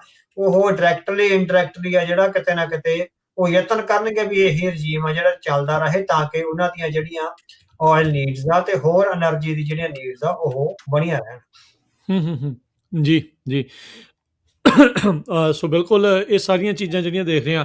ਸਟ੍ਰੇਟ ਆਫ ਹਾਰਮੁਜ਼ ਨੂੰ ਜਿਹੜਾ ਈਰਾਨ ਵਾਲੇ ਕਹਿੰਦੇ ਬੰਦ ਕੀਤਾ ਹੈ, ਅੱਜ ਉਹਨਾਂ ਨੇ ਇਹ ਕਿਹਾ ਵੀ ਅਸੀਂ ਸਿਰਫ ਚੀਨ ਵਾਲੇ ਵੈਸਲ ਜਿਹੜੇ ਉਹ ਤੇਲ ਵਾਲੇ ਲੰਘਣ ਦੇਵਾਂਗੇ, ਬਾਕੀ ਜਿਹੜੇ ਉਹ ਰੋਕੀ ਰੱਖਣੇ ਆ। ਸੋ ਨਰਮੀ ਤਾਂ ਇਹ ਮਤਲਬ ਦਿਖਾ ਹੀ ਰਹੇ ਆ, ਆਪਸੀ ਜਿਹੜੇ ਉਹ ਰਿਸ਼ਤਾ ਤਾਂ ਫਿਰ ਨਿਭਾ ਹੀ ਰਹੇ। ਹਾਂਜੀ ਹਾਂ, ਨਿਸ਼ਚਾ ਨਿਭਾ ਰਹੇ ਆ। ਇਹਦੇ ਨਾਲ ਇਹ ਹੋਊਗਾ ਵੈਸਟ ਵਿੱਚ ਤੇਲ ਦੀਆਂ ਕੀਮਤਾਂ ਵੱਧ ਜਾਣਗੀਆਂ। ਜਿਹੜੇ ਜਿੰਨੇ ਕੁ ਉੱਥੇ ਖੜੇ ਨੇ ਟੈਂਕਰ, ਤੋਂ ਆਪਾਂ ਦੇਖ ਸਕਦੇ ਹਾਂ ਜਿਹੜੇ ਜਹਾਜ਼ ਖੜੇ ਨੇ ਸਮੁੰਦਰੀ, ਸੋ ਇੰਨੀ ਜ਼ਿਆਦਾ ਜਿਹੜੀ ਵੈਸਟਰਨ ਸਪਲਾਈ ਆਉਣੀ, ਸੋ ਉਹਦੇ ਚੋਂ ਇੱਕ ਚੰਕ ਆਫ ਜਿਹੜਾ ਹੈਗਾ ਟੈਂਕਰ ਦਾ ਉਹ ਜੇ ਚਾਈਨਾ ਨੂੰ ਚਲੇ ਜਾਂਦੇ ਹੈਗੇ ਆ, ਸੋ ਬਾਕੀ ਜਿਹੜੇ ਉੱਥੇ ਬਲੌਕ ਲੱਗਿਆ ਹੋਊਗਾ ਜਾਂ ਤਾਂ ਉਹ ਦੂਰੋਂ ਘੁੰਮ ਕੇ ਆਉਣਗੇ।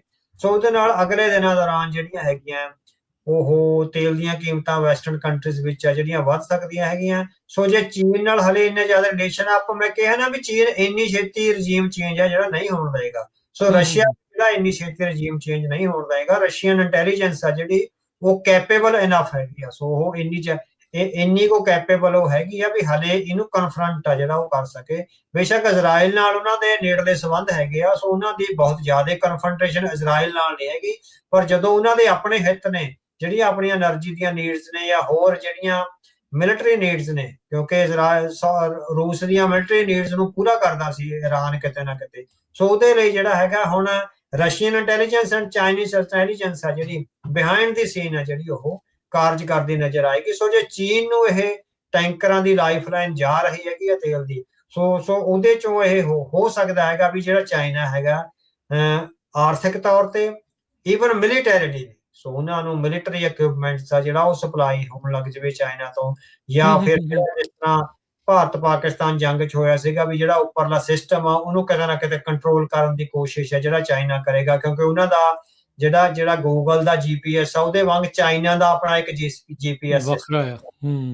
ਉਹ ਗੂਗਲ ਤੇ ਜਾਂ ਵੈਸਟਰਨ ਜਿਹੜੇ GPS ਸਿਸਟਮਸ ਆ ਉਹਨਾਂ ਤੇ ਡਿਪੈਂਡ ਨਹੀਂ ਕਰਦੇ। ਸੋ ਉਹ ਕਿੰਨਾ ਕੈਪੇਬਲ ਹੈਗਾ ਇਸ ਨੈਵੀਗੇਸ਼ਨ ਨੂੰ ਤੋੜਨ ਦਾ ਜਾਂ ਉਹਨੂੰ ਜਾਮ ਕਰਨ ਦਾ, ਇਹ ਸਾਰੇ ਮੈਨੂਵਰ ਆ ਜਿਹੜਾ ਚਾਈਨਾ ਉਹ ਕਰ ਸਕਦਾ ਹੈ। ਜੀ। ਈਰਾਨ ਦਾ ਜਿਹੜਾ ਸੁਪਰੀਮ ਲੀਡਰ ਆਇਤੁੱਲਾ ਖਾਮੇਨੀ ਜਿਹੜਾ ਆ, ਉਸ ਦੀ ਮੌਤ ਹੋਈ ਆ, ਉਸ ਦੀ ਅਸੈਸੀਨੇਟ ਕਹਿੰਦੇ ਵੀ ਕੀਤਾ, ਉਸ ਨੂੰ ਮਾਰ ਦਿੱਤਾ ਗਿਆ, ਉਹ ਆਪਣੇ ਕੰਪਾਊਂਡ 'ਚ ਸੀਗਾ। ਇਹ ਗੱਲ ਸਾਹਮਣੇ ਆਈ ਵੀ ਪੁਤਿਨ ਨੇ ਉਹਨੂੰ ਕਿਹਾ ਸੀਗਾ ਵੀ ਸਾਡੇ ਕੋਲ ਇਤਲਾਹ ਆ ਵੀ ਤੈਨੂੰ ਉਹਨਾਂ ਨੇ ਮਾਰ ਦੇਣਾ, ਤੂੰ ਨਿਕਲ ਜਾ। ਪਰ ਉਹਨੇ ਕਿਹਾ ਵੀ ਮੈਂ ਜਾਣਾ ਨਹੀਂ, ਆਪਣੇ ਮੈਂ ਮੁਲਕ ਵਾਲਿਆਂ ਦੇ ਜਿਹੜਾ ਉਹ ਨਾਲ ਖੜਾ ਆ। ਉਸ ਦੀ ਇਸ ਤਰੀਕੇ ਦੀਆਂ ਗੱਲਾਂ ਨੂੰ ਕਿਵੇਂ ਜਿਹੜਾ ਉਹ ਦੇਖਿਆ ਜਾਣਾ ਚਾਹੀਦਾ, ਕਿਵੇਂ ਜਿਹੜਾ ਉਹ ਦੇਖਿਆ ਜਾ ਰਿਹਾ ਆ? ਕੀ ਉਹ ਆਪਣੇ ਲੋਕਾਂ 'ਚ ਇੱਕ ਜਜ਼ਬਾ ਭਰਨ ਦੀ ਇੱਕ ਕੋਸ਼ਿਸ਼ ਸੀਗੀ, ਜਾਂ ਕੀ ਉਸ ਦੇ ਪਿੱਛੇ ਸੋਚ ਸੀਗੀ ਜਾਂ ਕਾਰਨ ਸੀ ਜਿਹੜਾ ਖਾਮੇਨੀ ਉੱਥੋਂ ਗਿਆ ਹੀ ਨਹੀਂ? ਹਾਂਜੀ, ਇਹ ਆਮ ਤੌਰ ਤੇ ਹੁੰਦਾ ਵੀ ਜਿਹੜੇ ਰਿਲੀਜੀਅਸ ਲੀਡਰ ਹੈਗੇ ਆ ਉਹ ਨਹੀਂ ਇਸ ਤਰ੍ਹਾਂ ਜਿਹੜੇ ਜਾਂਦੇ ਹੈਗੇ। ਸੋ ਉਹਨੇ ਜਿਹੜਾ ਹੈਗਾ ਇੱਕ ਰਿਲੀਜੀਅਸ ਲੀਡਰ ਵਾਲੀ ਜਿਹੜੀ ਹੈਗੀ ਆ ਉਹ ਨਿਭਾਈ ਹੈਗੀ ਆ। ਹਾਂ, ਉਹ ਰਿਲੀਜੀਅਸਲੀ ਕਿੰਨਾ ਕੁ ਪਰਪੱਕ ਸੀ ਜਾਂ ਕਿੰਨਾ ਕੁ ਨਹੀਂ ਪਰਪੱਕ, ਇਹ ਤਾਂ ਉਹ ਜਾਣਦਾ ਹੈਗਾ। ਪਰ ਇਸ ਮੌਕੇ ਤੇ ਜਿਹੜੇ ਵੈਸਟਰਨ ਕੰਟਰੀਜ਼ ਦੇ ਲੀਡਰ ਹੁੰਦੇ ਆ ਉਹ ਨਿਕਲ ਜਾਂਦੇ ਹੈਗੇ। ਪਰ ਇੱਕ ਤਾਂ ਹੈਗਾ ਵੀ ਉਹ ਜਾਏਗਾ ਕਿੱਥੇ, ਕਿਉਂਕਿ ਚਾਰੇ ਪਾਸਿਓਂ ਤਾਂ ਇੱਕ ਤਰ੍ਹਾਂ ਨਾਲ ਇੱਕ ਜਾਂ ਦੋ ਮੁਲਕ ਹੀ ਆ, ਰੂਸ, ਰਸ਼ੀਆ 'ਚ ਜਾਂ ਚੀਨ ਜਾਂ ਇਹੀ ਸੀਗੇ।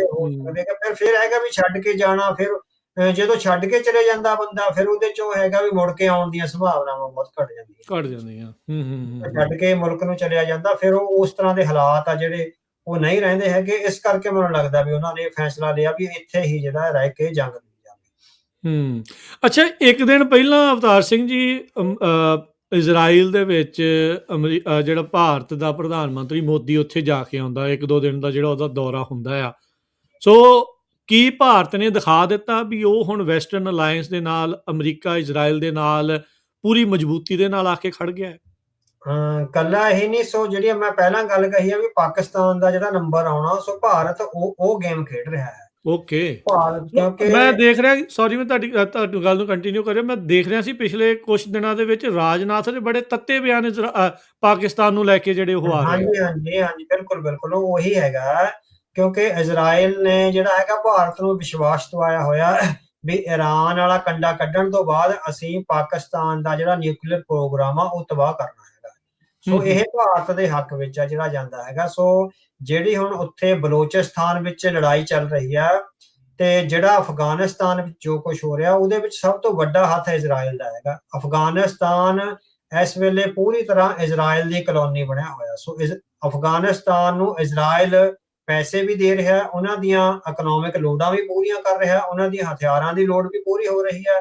ਸੋ ਬਿਹਾਈਂਡ ਦੀ ਸੀਨ ਉਹਦੇ ਨਾਲ ਜਿਹੜਾ ਹੈਗਾ ਭਾਰਤ ਹੈ ਜਿਹੜਾ ਜੁੜਿਆ ਹੋਇਆ। ਸੋ ਜਿਹੜਾ ਕੁਝ ਬਲੋਚਿਸਤਾਨ ਵਿੱਚ ਹੋ ਰਿਹਾ ਉਹ ਇਜ਼ਰਾਈਲ ਕਰਵਾ ਰਿਹਾ ਹੈਗਾ, ਤਾਂ ਕਿ ਪਾਕਿਸਤਾਨ ਦੇ ਨਿਊਕਲੀਅਰ ਪ੍ਰੋਗਰਾਮ ਨੂੰ ਹੱਥ ਪਾਉਣ ਤੱਕ ਜਿਹੜਾ ਹੈਗਾ ਪਹਿਲਾ ਡੰਡਾ ਸਰ ਕਰਿਆ ਜਾਵੇ। ਸੋ ਬਲੋਚਿਸਤਾਨ ਦੀ ਸਮੁੱਚੀ ਲੜਾਈ ਜਿਹੜਾ ਹੈਗਾ ਇਜ਼ਰਾਈਲ ਲੜ ਰਿਹਾ ਹੈਗਾ, ਭਾਰਤ ਉਹਦੇ ਵਿੱਚ ਜਿਹੜਾ ਹੈਗਾ ਉਹਨਾਂ ਦੀ ਨੈਤਿਕ ਹਮਾਇਤ ਜਿਹੜਾ ਕਰਦਾ ਹੈ। ਅਫਗਾਨਿਸਤਾਨ ਵਿੱਚ ਵੀ ਇਜ਼ਰਾਈਲ ਬਹੁਤ ਬੁਰੀ ਤਰ੍ਹਾਂ ਜਿਹੜਾ ਹੈਗਾ ਉਹ ਉੱਥੇ ਜਿਹੜਾ ਹੈਗਾ ਸਰਗਰਮ ਹੈਗਾ। ਇਸੇ ਕਰਕੇ ਭਾਰਤ ਅਫਗਾਨਿਸਤਾਨ ਵਿੱਚ ਇੱਕ ਆਪਣਾ ਜਿਹੜਾ ਚੰਗਾ ਮੁਕਾਮ ਬਣਾ ਸਕਿਆ ਹੋਇਆ।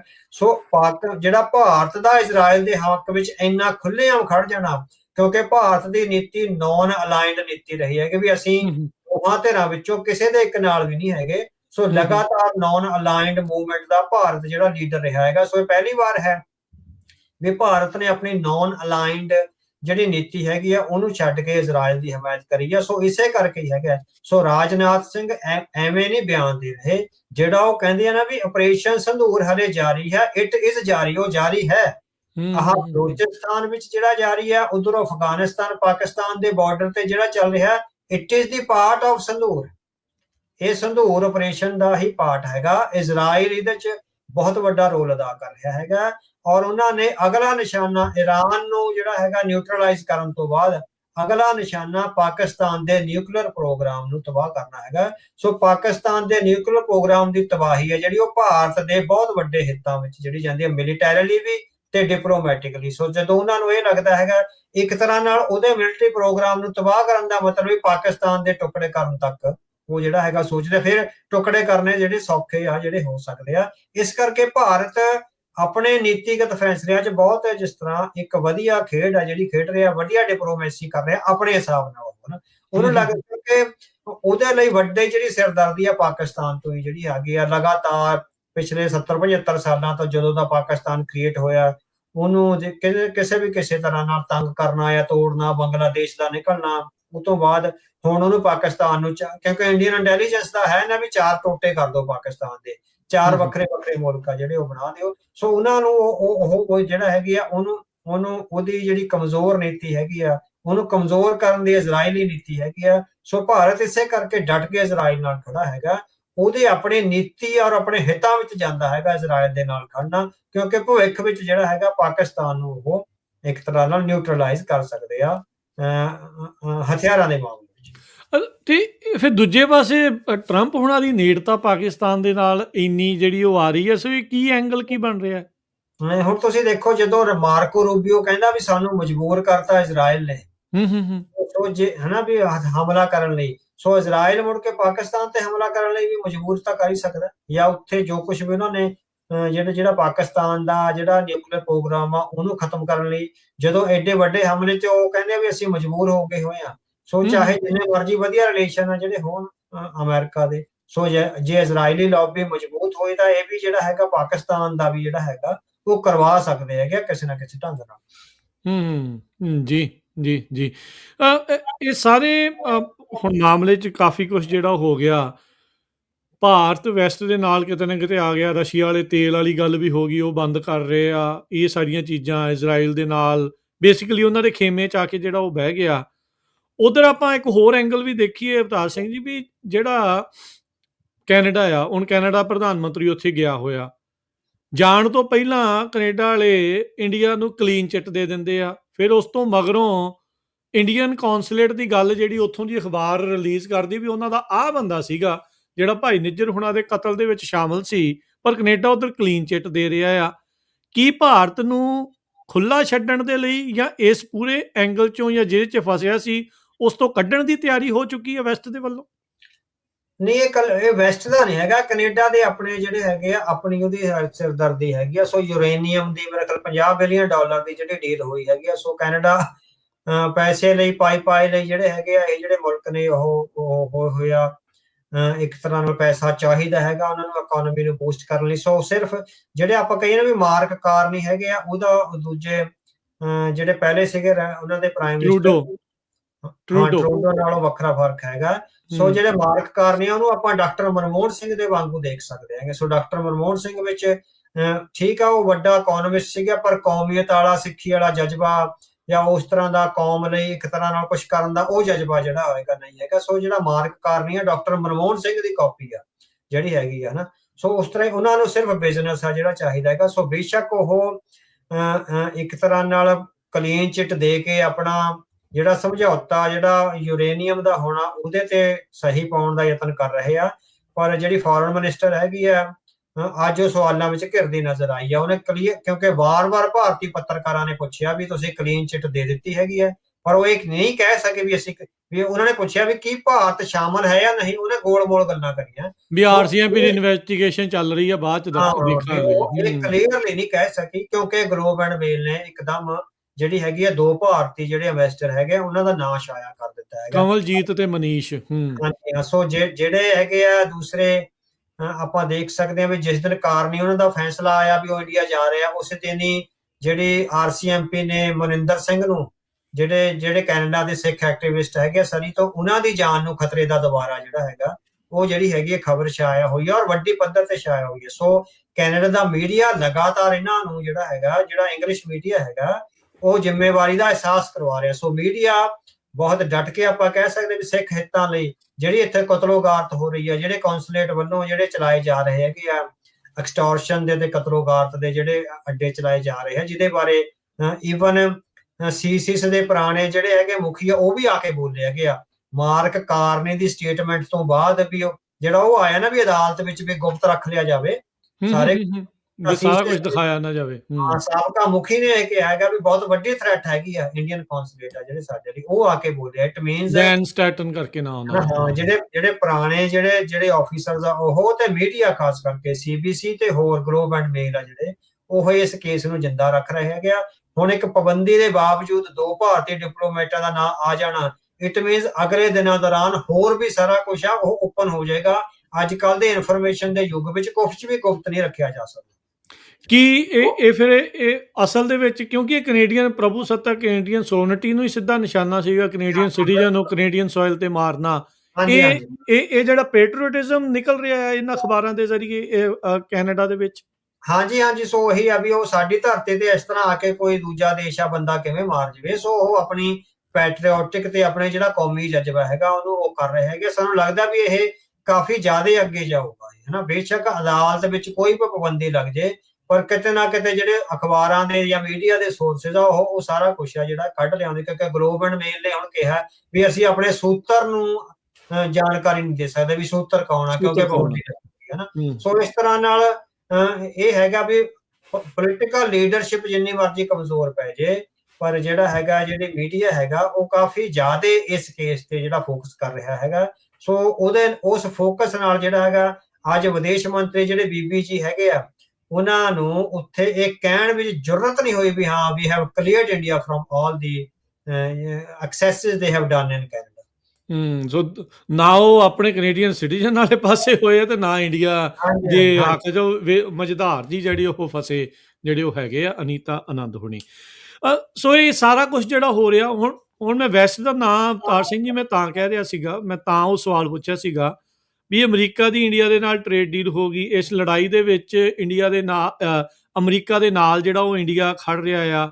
ਅਡਾਨੀ ਨੂੰ ਜਿਹੜੇ ਵਾਰੰਟ ਜਾਰੀ ਕੀਤੇ ਹੋਏ ਸੀ ਉਹ ਐਂਗਲ ਆ, ਫਿਰ ਟ੍ਰੇਡ ਵਾਲੀ ਜਿਹੜੀ ਉਹ ਐਂਗਲ ਆ। ਮੇਰਾ ਤਾਂ ਇਹ ਪੁੱਛਣ ਦਾ ਮਕਸਦ ਸੀਗਾ ਵੀ ਕੀ ਇੰਡੀਆ ਦੇ ਨਾਲ ਹੁਣ ਰਿਸ਼ਤੇ ਅਮਰੀਕਾ ਦੇ ਵੀ ਸੁਖਾਲੇ ਹੋ ਰਹੇ ਆ? ਇੰਨੀ ਜਲਦੀ ਮੈਨੂੰ ਨਹੀਂ ਲੱਗਦਾ, ਕਿਉਂਕਿ ਮਸਲੇ ਬਹੁਤ ਜ਼ਿਆਦੇ ਆ ਨਾ। ਗੁਰਪਤਵੰਤ ਸਿੰਘ ਪੰਨੂ ਵਾਲੇ ਕਤਲ ਦਾ ਮਾਮਲਾ, ਉਹਦੇ ਵਿੱਚ ਐਕਸਟ੍ਰਾਡੀਸ਼ਨ ਮੰਗੀਆਂ ਜਾ ਸਕਦੀਆਂ ਬਹੁਤ ਵੱਡੀ ਉੱਚੀ ਪੱਧਰ ਤੱਕ। ਜਦੋਂ ਪ੍ਰਾਈਮ ਮਿਨਿਸਟਰ ਆਫਿਸ ਦੇ ਅਫਸਰਾਂ ਤੱਕ ਦਾ ਨਾਂ ਆਉਂਦਾ ਉਹਦੇ ਵਿੱਚ ਐਕਸਟ੍ਰਾਡੀਸ਼ਨ, ਉਹ ਵਿੰਡੋ ਖੁੱਲੀ ਹੈਗੀ ਆ। ਉਹ ਕਿਹਦੀ ਐਕਸਟ੍ਰਾਡੀਸ਼ਨ ਮੰਗਦੇ ਆ। ਫਿਰ ਅਡਾਨੀ ਵਾਲਾ ਕੇਸ ਕਿਉਂਕਿ ਇੱਥੇ ਇਹ ਤਾਂ ਹੈ ਨਹੀਂ ਵੀ ਜੱਜ ਨੂੰ ਧਮਕੀ ਦਿੱਤੀ ਵੀ ਐਂ ਕਰ ਲਾ ਜਾਂ ਨਾ ਕਰ ਲਾ, ਉਹ ਕਿਤੇ ਨਾ ਕਿਤੇ ਕੁਛ ਨਾ ਕੁਛ ਤਾਂ ਜਾ ਕੇ ਜਿਹੜਾ ਹੈਗਾ ਉਹ ਕਰਨਾ ਪਵੇਗਾ ਨਾ। ਸੋ ਆਪਾਂ ਪਿਛਲੇ ਪ੍ਰੋਗਰਾਮਾਂ 'ਚ ਕਰਿਆ ਸੀਗਾ ਵੀ ਅਡਾਨੀ ਤੇ ਅੰਬਾਨੀ ਆਪ ਡਾਇਰੈਕਟਲੀ ਜਿਹੜੀ ਹੈਗੀ ਹੈ ਲੌਬਿੰਗ ਆ ਉਹ ਕਰਨ ਲੱਗੇ ਹੋਇਆ। ਸੋ ਹਲੇ ਇਹ ਨਹੀਂ ਲੱਗ ਰਿਹਾ ਵੀ ਅਮਰੀਕਾ ਨਾਲ ਇੰਡੀਆ ਦੇ ਰਿਲੇਸ਼ਨਸ ਆ ਸਹੀ ਹੋ ਰਿਹਾ। ਉਹ ਇਜ਼ਰਾਈਲ ਦੀ ਪਿੱਠ ਤੇ ਜਿਸ ਤਰ੍ਹਾਂ ਖੜੇ ਆ, ਉਹ ਯਤਨ ਕਰ ਰਹੇ ਆ ਇਜ਼ਰਾਈਲੀ ਲੌਬੀ ਦੇ ਥਰੂ ਅਮਰੀਕਾ ਨਾਲ ਚੰਗੇ ਰਿਲੇਸ਼ਨ ਕ੍ਰੀਏਟ। ਠੀਕ ਹੈ। ਹਲੇ ਉਹ ਟਰਾਈ ਕਰ ਰਹੇ ਆ, ਪਰ ਹਲੇ ਰਿਲੇਸ਼ਨ ਵਧੀਆ ਨਹੀਂ ਹੋਏ, ਹਨਾ। ਸੋ ਉੱਥੇ ਥੋੜਾ ਜਿਹਾ ਔਖਾ, ਉਹ ਕੈਨੇਡਾ ਵਾਲਾ ਸਿਸਟਮ ਨਹੀਂ ਹੈਗਾ ਵੀ ਹਾਂ ਛੇਤੀਆਂ ਸਰ ਜਾਏਗਾ। ਅਮਰੀਕਾ ਨਾਲ ਜਿਹੜੇ ਰਿਲੇਸ਼ਨ ਹੈ, ਕਿਉਂਕਿ ਬਹੁਤ ਸਾਰੀਆਂ ਜਿਹੜੀਆਂ ਘਟਨਾਵਾਂ ਨੇ, ਉਹ ਬਹੁਤ ਸਾਰੀਆਂ ਮਲਟੀਪਲ ਘਟਨਾਵਾਂ ਹੋ ਚੁੱਕੀਆਂ ਨੇ, ਜਿਹਦੇ ਤੇ ਅਮਰੀਕਨ ਪ੍ਰਸ਼ਾਸਨ ਨੂੰ ਆਖਾ ਇੱਕ ਤੋਂ ਬਾਅਦ ਇੱਕ ਤੋਂ ਬਾਅਦ ਇੱਕ ਆ। ਜੇ ਇੱਕ ਅੱਧੀ ਘਟਨਾ ਤੇ ਉਹਨਾਂ ਨੇ ਕੰਪਰੋਮਾਈਜ਼ ਕਰ ਵੀ ਲਿਆ, ਤਾਂ ਬਾਕੀ ਦੀਆਂ ਨੇ ਜਿਹੜੀਆਂ ਉਹ ਅੱਗੇ ਦੁਬਾਰੇ ਖੜੀਆਂ ਰਹਿਣਗੀਆਂ। ਅਵਤਾਰ ਸਿੰਘ ਜੀ, ਇੱਥੇ ਸਿੱਖਾਂ ਦੇ ਲਈ ਕੀ ਸਬਕ ਆ? ਇੱਕ ਦੋ ਮੁਖੀ ਸਵਾਲ ਹੋਊਗਾ। ਪਹਿਲਾਂ ਤਾਂ ਆਪਾਂ ਗੱਲ ਕਰੀਏ ਵੀ ਜੋ ਇਸ ਟਾਈਮ ਜੀਓ ਪੋਲੀਟੀਕਲੀ ਇਹ ਜੋ ਕੌਨਫਲਿਕਟ ਹੋ ਰਿਹਾ, ਜਿਹੜੀ ਨਵੀਂ ਤਬਦੀਲੀ ਆ ਰਹੀ ਆ, ਇਹਨਾਂ ਦੇ ਇਸ ਨੂੰ ਸਿੱਖਾਂ ਨੂੰ ਕਿਸ ਨਜ਼ਰੀਏ ਦੇ ਨਾਲ ਦੇਖਣਾ ਚਾਹੀਦਾ? ਹਾਂਜੀ ਹਾਂਜੀ, ਸੋ ਇਹ ਬਹੁਤ ਅਹਿਮ ਸਵਾਲ ਆ, ਕਿਉਂਕਿ ਆਪਣਾ ਸਿੱਖਾਂ ਨਾਲ ਰਿਲੇਸ਼ਨ ਜਿਹੜਾ ਰਹਿੰਦਾ, ਸਾਰੇ ਪ੍ਰੋਗਰਾਮਾਂ ਤੋਂ ਬਾਅਦ ਆਪਾਂ ਇਹ ਜ਼ਰੂਰ ਕਰਦੇ ਹੈਗੇ ਆ। ਸਿੱਖਾਂ ਨੂੰ ਜਿਹੜਾ ਹੈਗਾ ਦਰਪੇਸ਼ ਸਮੱਸਿਆ ਦੇ ਸੰਬੰਧ ਵਿੱਚ ਆਪਣੇ ਹਿੱਤਾਂ ਦਾ ਖਿਆਲ ਰੱਖਣਾ ਚਾਹੀਦਾ। ਸਭ ਤੋਂ ਪ੍ਰਮੁੱਖ ਸਿੱਖਾਂ ਦੇ ਆਪਣੇ ਹਿੱਤ ਹੋਣੇ ਚਾਹੀਦੇ ਹੈਗੇ ਆ। ਜਿਹੜੀ ਕੌਮ ਆਪਣੇ ਹਿੱਤਾਂ ਦੀ ਰਾਖੀ ਕਰਨ ਲਈ ਡਿਪਲੋਮੇਸੀ ਨਹੀਂ ਕਰ ਸਕਦੀ, ਉਹ ਕੌਮ ਅੱਜ ਵੀ ਗਈ ਤੇ ਕੱਲ ਵੀ ਗਈ। ਸੋ ਸਾਨੂੰ ਭਾਵੁਕਤਾ ਚੋਂ ਜਾਂ ਜਿਹੜੀ ਹੈਗੀ ਸੈਂਟੀਮੈਂਟਸ ਚੋਂ ਜਿਹੜਾ ਹੈਗਾ ਕਿਸੇ ਦੇ ਵਿਰੋਧ ਵਿੱਚ ਜਾਂ ਹੱਕ ਵਿੱਚ ਖੜਨ ਦੀ ਲੋੜ ਨਹੀਂ ਹੈ।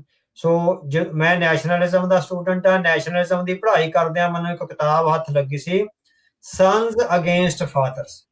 ਜਿਹੜੇ ਪੁੱਤਰ ਨੇ ਉਹ ਪਿਤਾ ਦੇ ਵਿਰੁੱਧ ਖੜ ਗਏ। ਕਾਹਦੇ ਲਈ? ਕਿਉਂਕਿ ਆਜ਼ਾਦੀ ਦੀ ਜੋਤ ਜਗ ਚੁੱਕੀ ਸੀ। ਜਿਹੜੇ ਪਿਤਾ ਸੀਗੇ, ਜਿਹੜੇ ਬਜ਼ੁਰਗ ਸੀ, ਉਹ ਨਹੀਂ ਸੀ ਚਾਹੁੰਦੇ ਵੀ ਕੌਮ ਆਜ਼ਾਦ ਹੋਵੇ, ਪਰ ਪੁੱਤਰਾਂ ਨੇ ਆਪਣੇ ਪਿਤਾ ਨਾਲੋਂ ਰਿਸ਼ਤਾ ਤੋੜ ਲਿਆ ਸੀ ਵੀ ਸਾਡਾ ਤੁਹਾਡੇ ਨਾਲ ਕਿੰਨਾ ਵੀ ਮੋਹ ਪਿਆਰ ਹੋਵੇ, ਕਿੰਨੀਆਂ ਵੀ ਭਾਵਨਾਤਮਕ ਤੰਦਾਂ ਹੋਣ, we are against your views, we are against you. So ਜਦੋਂ ਆਜ਼ਾਦੀ ਦੀ ਜਾਂ ਕੌਮ ਦੇ ਹਿੱਤਾਂ ਦੀ ਗੱਲ ਹੁੰਦੀ ਆ, ਉਹਦੇ ਵਿੱਚ ਭਾਵਨਾਵਾਂ ਦੇ ਵਹਿਣ ਵਿੱਚ ਨਹੀਂ ਵਿਆਹ ਜਾ ਸਕਦਾ। ਆਪਣੇ ਪਿਤਾ ਨੂੰ ਛੱਡਿਆ ਜਾ ਸਕਦਾ, ਮਾਂ ਨੂੰ ਛੱਡਿਆ ਜਾ ਸਕਦਾ। ਆਜ਼ਾਦੀ ਔਰ ਕੌਮ ਦੇ ਹਿੱਤ ਸਭ ਤੋਂ ਪ੍ਰਮੁੱਖ ਹੁੰਦੇ ਆ। ਸੋ ਸਿੱਖ ਨੇ ਕਿਸੇ ਭਾਵਨਾਵਾਂ ਦੇ ਵਿੱਚ ਵਹਿਣ ਵਿੱਚ ਨਾ ਵਹਿਣ ਪੈਣ। ਦਰਪੇਸ਼ ਸਮੱਸਿਆ ਦੇ ਸੰਦਰਭ ਵਿੱਚ ਸਿੱਖਾਂ ਦੇ ਹਿੱਤ ਕਿਹੜੀ ਧਿਰ ਪੂਰਦੀ ਆ ਤੇ ਕਿਹੜੀ ਧਿਰ ਨਾਲ ਖੜਨ ਨਾਲ ਸਿੱਖਾਂ ਦੇ ਹਿੱਤ ਪੂਰੇ ਜਾਂਦੇ ਆ। ਸਿੱਖਾਂ ਨੂੰ ਇਸ ਸੰਦਰਭ ਚੋਂ ਹੀ ਜਿਹੜੀ ਆਪਣੀ ਰਾਜਨੀਤੀ ਤੇ ਡਿਪਲੋਮੇਸੀ ਅੱਗੇ ਵਧਾਉਣੀ ਚਾਹੀਦੀ ਆ। ਕਿਸੇ ਵੀ ਭਾਵਨਾ, ਭਾਵੁਕਤਾ ਜਾਂ ਹੋਰ ਕਿਸਮ ਦੇ ਰਿਸ਼ਤਿਆਂ ਨੂੰ ਪਿਛਾਂਹ ਧੱਕ ਕੇ ਡਿਪਲੋਮੇਸੀ ਵਿੱਚ ਕਦੇ ਵੀ ਭਾਵਨਾ ਨਹੀਂ ਚੱਲਦੀ, ਕਦੇ ਵੀ ਭਾਵੁਕਤਾ ਨਹੀਂ ਚੱਲਦੀ। ਡਿਪਲੋਮੇਸੀ ਸਪਸ਼ਟ ਹਾਲਾਤ ਦੇ ਸੰਦਰਭ ਵਿੱਚ ਫੌਰੀ ਔਰ ਜਿਹੜੇ ਹੈਗੇ ਲੌਂਗ ਟਰਮ ਦੇ ਫੈਸਲੇ ਕਰਨ ਦਾ ਨਾਂ ਹੈਗੇ ਆ। ਸੋ ਸਿੱਖ ਫੌਰੀ ਔਰ ਲੌਂਗ ਟਰਮ ਦੇ ਫੈਸਲੇ ਜਿਹੜੇ ਕੌਮ ਦੇ ਹਿੱਤਾਂ ਲਈ ਜਿਹੜੇ ਜ਼ਰੂਰੀ ਨੇ ਉਹ ਕਰਨ। ਕਿਸੇ ਸੈਂਟੀਮੈਂਟ ਵਿੱਚ ਜਾਂ ਭਾਵਨਾਵਾਂ ਦੇ ਵੇਗ ਵਿੱਚ ਬਹਿ ਕੇ ਜਿਹੜੇ ਹੈਗੇ ਆ ਉਹ ਸਮਝੌਤੇ ਨਾ ਕਰਨ।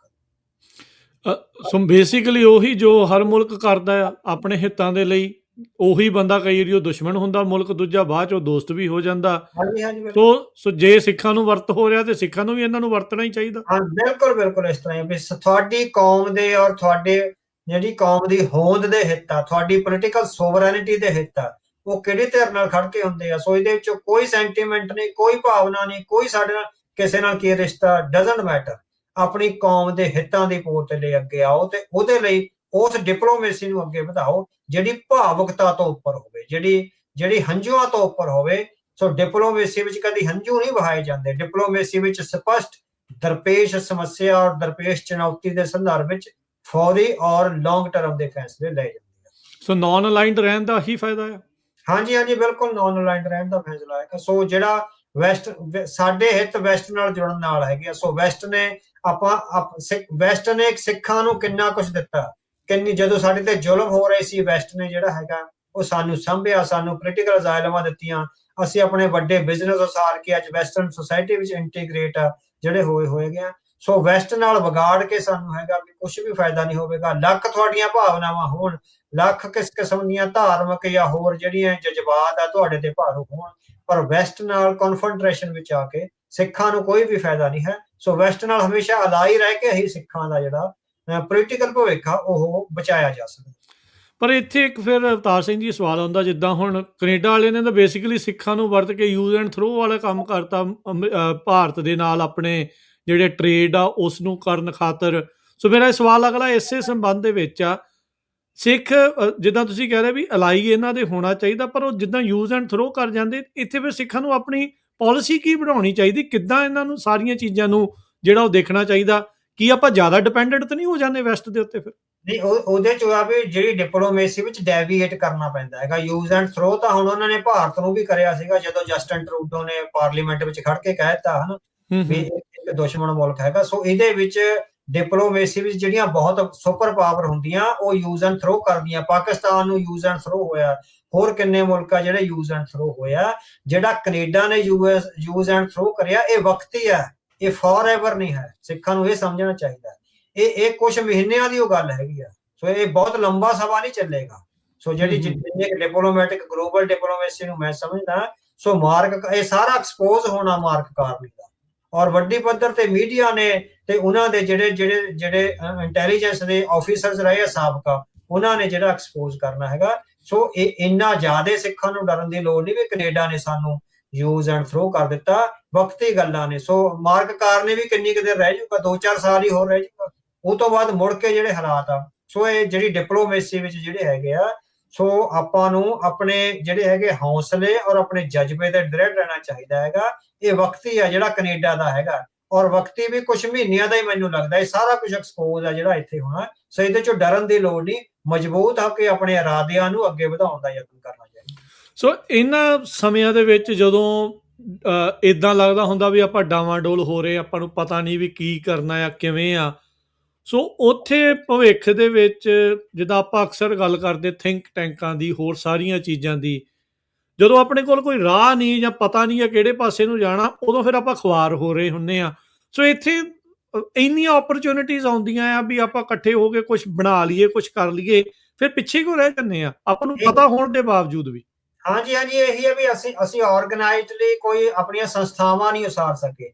ਜਿਹੜੇ ਮੁਲਕ ਉਸਰਨੇ ਆ ਜਾਂ ਕੌਮਾਂ ਦੀ ਜਿਹੜੀ ਹੋਂਦ ਆ, ਉਹ ਸੰਸਥਾਵਾਂ ਤੋਂ ਬਿਨਾਂ ਤੇ ਵਿਦਵਾਨਾਂ ਤੋਂ ਬਿਨਾਂ ਨਹੀਂ ਹੁੰਦੀ। ਸੋ ਅਸੀਂ ਸਿਰਫ ਨਾਅਰੇ ਮਾਰਦੇ ਹਾਂ, ਸਾਨੂੰ ਲੱਗਦਾ ਵੀ ਨਾਅਰਿਆਂ ਨਾਲ ਹੀ ਕੌਮ ਬਚਾਈ ਜਾ ਸਕਦੀ ਹੈ, ਜਾਂ 2027 ਦੀਆਂ ਪੰਜਾਬ ਦੀਆਂ ਚੋਣਾਂ ਜਿੱਤ ਕੇ ਕੌਮ ਬਚਾਈ ਜਾ ਸਕਦੀ ਹੈ। It is not going to that way. So ਇਹ ਨਹੀਂ ਹੋਣਾ। ਜਦੋਂ ਤੱਕ ਕੌਮ ਦੇ ਭਵਿੱਖ ਲਈ ਸੁਹਿਰਦ ਸਾਡੇ ਜਿਹੜੇ ਪੋਲੀਟੀਕਲ ਲੀਡਰ ਆ, ਜਦੋਂ ਤੱਕ ਉਹਨਾਂ ਨੂੰ ਇਹ ਸਮਝ ਨਹੀਂ ਆਉਂਦੀ ਵੀ ਥਿੰਕ ਟੈਂਕ ਤੇ ਵਿਦਵਾਨਾਂ ਦੀ ਸਿਧਾਂਤਕਾਰੀ ਬਹੁਤ ਜ਼ਰੂਰੀ ਹੈਗੀ ਆ, ਉਹ ਤੋਂ ਬਿਨਾਂ ਤੁਸੀਂ ਅੱਗੇ ਨਹੀਂ ਵਧੋਗੇ। ਇਹ ਖੁਆਰੀਆਂ ਤਾਂ ਹੁੰਦੀਆਂ ਜਦੋਂ ਅੱਜ ਕੈਨੇਡਾ ਨੂੰ ਤੁਸੀਂ ਕਹਿੰਦਾ ਵੀ ਯੂਜ਼ ਐਂਡ ਥਰੋ ਕਰ ਲਿਆ, ਤੁਹਾਡੇ ਆਪਣੇ ਥਿੰਕ ਟੈਂਕ ਹੁੰਦੇ, ਉਹ ਮੈਨੂਵਰ ਕਰਦੇ, ਉਹ ਉੱਥੇ ਜਾ ਕੇ ਉਹਨਾਂ ਨਾਲ ਗੱਲਬਾਤ ਕਰਦੇ, ਉਹਨਾਂ ਨਾਲ ਡਿਪਲੋਮੈਟਿਕ ਰਿਲੇਸ਼ਨ ਜਿਹੜਾ ਹੈਗਾ ਉਹ ਕ੍ਰੀਏਟ ਕਰਦੇ। ਉਹਦੇ ਲਈ ਬਹੁਤ ਸਾਰੇ ਰਿਸੋਰਸਿਸ ਐਂਡ ਜਿਹੜੇ ਹੈਗੇ ਸਿਧਾਂਤਕਾਰੀ। ਫਿਰ ਤੁਹਾਡੀ ਕੌਮੀ ਸਿਧਾਂਤਕਾਰੀ ਕੀ ਹੈ? ਤੁਹਾਡੀ ਲਹਿਰ ਜਿਹੜੀ 40 ਸਾਲ ਪਹਿਲਾਂ ਚੱਲੀ 1984 ਤੋਂ ਬਾਅਦ, ਉਹਦੀ ਕੋਈ ਵੀ ਜਿਹੜੀ ਹੈਗੀ ਆ ਸਿਧਾਂਤਕ ਵਿਆਖਿਆ ਨਜ਼ਰ ਨਹੀਂ ਆ ਰਹੀ ਹਨਾ ਵੀ ਉਹ ਕਾਹਤੋਂ ਹੈਗੀ। ਅਸੀਂ ਮੈਂ ਯਤਨ ਕਰਿਆ ਥੋੜਾ ਜਿਹਾ, ਜਾਂ ਡਾਕਟਰ ਜਸਵੀਰ ਸਿੰਘ ਦੀ ਜਿਹੜੀ ਹੁਣ ਕਿਤਾਬ ਆਈ ਹੈਗੀ ਉਹਦੇ 'ਚ ਯਤਨ ਹੋ ਰਿਹਾ। ਸੋ ਇਹ ਬਹੁਤ ਵੱਡੀ ਘਾਲਣਾ ਹੈਗੀ ਆ, ਕੌਮਾਂ ਦੀ ਹੋਂਦ ਨੂੰ ਬਚਾਉਣ ਲਈ ਬਹੁਤ ਵੱਡੀ ਘਾਲਣਾ ਹੈਗੀ ਆ। ਸੋ ਤੁਸੀਂ ਦੇਖੋ ਵੀ 1784 ਵਿੱਚ ਹਿੰਦੂ ਵਿਦਵਾਨ ਆ ਜਿਹੜੇ ਉਹ ਗੁਲਾਮ ਹੋ ਜਾਂਦੇ। 1780 ਦੇ ਕਰੀਬ ਆ ਜਿਹੜੇ ਬੰਗਾਲ ਵਿੱਚ ਈਸਟ ਇੰਡੀਆ ਕੰਪਨੀ ਪਹੁੰਚ ਆਉਂਦੀ ਹੈ। 1765 ਤੋਂ 80 ਦੇ ਵਿੱਚ ਜਿੱਦਾਂ ਜਿਹੜੇ ਪਹਿਲੇ ਪੈਰ ਆ 1765 ਚ ਜਿਹੜੇ ਪੈ ਜਾਂਦੇ ਆ, ਪਰ 1880 ਤੱਕ ਉਹ ਪੂਰੀ ਤਰ੍ਹਾਂ ਸਮਰੱਥ ਹੋ ਜਾਂਦੇ ਆ। ਕਿੰਨੇ ਸਾਲ ਲੱਗੇ? 150 ਸਾਲ ਲੱਗੇ ਉਹਨਾਂ ਉਹਨਾਂ ਦੇ ਵਿਦਵਾਨਾਂ ਨੇ ਜਿੰਨਾ ਕੰਮ ਕਰਿਆ ਅਸੀਂ ਸੋਚ ਵੀ ਨਹੀਂ ਸਕਦੇ। ਹਿੰਦੂ ਵਿਦਵਾਨਾਂ ਨੇ ਆਪਣੀ ਆਜ਼ਾਦੀ ਲਈ ਇੰਨਾ ਕੰਮ ਕਰਿਆ। ਇੰਨਾ ਜ਼ਿਆਦਾ ਕੰਮ ਕਰਨਾ ਪੈਂਦਾ ਆਜ਼ਾਦੀ ਲਈ, ਪੈਰ ਤੇ ਲੜਨਾ ਪੈਂਦਾ ਸਿਧਾਂਤਕਾਰੀ ਲਈ। ਸੋ ਸਿੱਖਾਂ ਵਿੱਚੋਂ ਸਿਧਾਂਤਕਾਰੀ ਨਜ਼ਰ ਨਹੀਂ ਆ ਰਹੀ।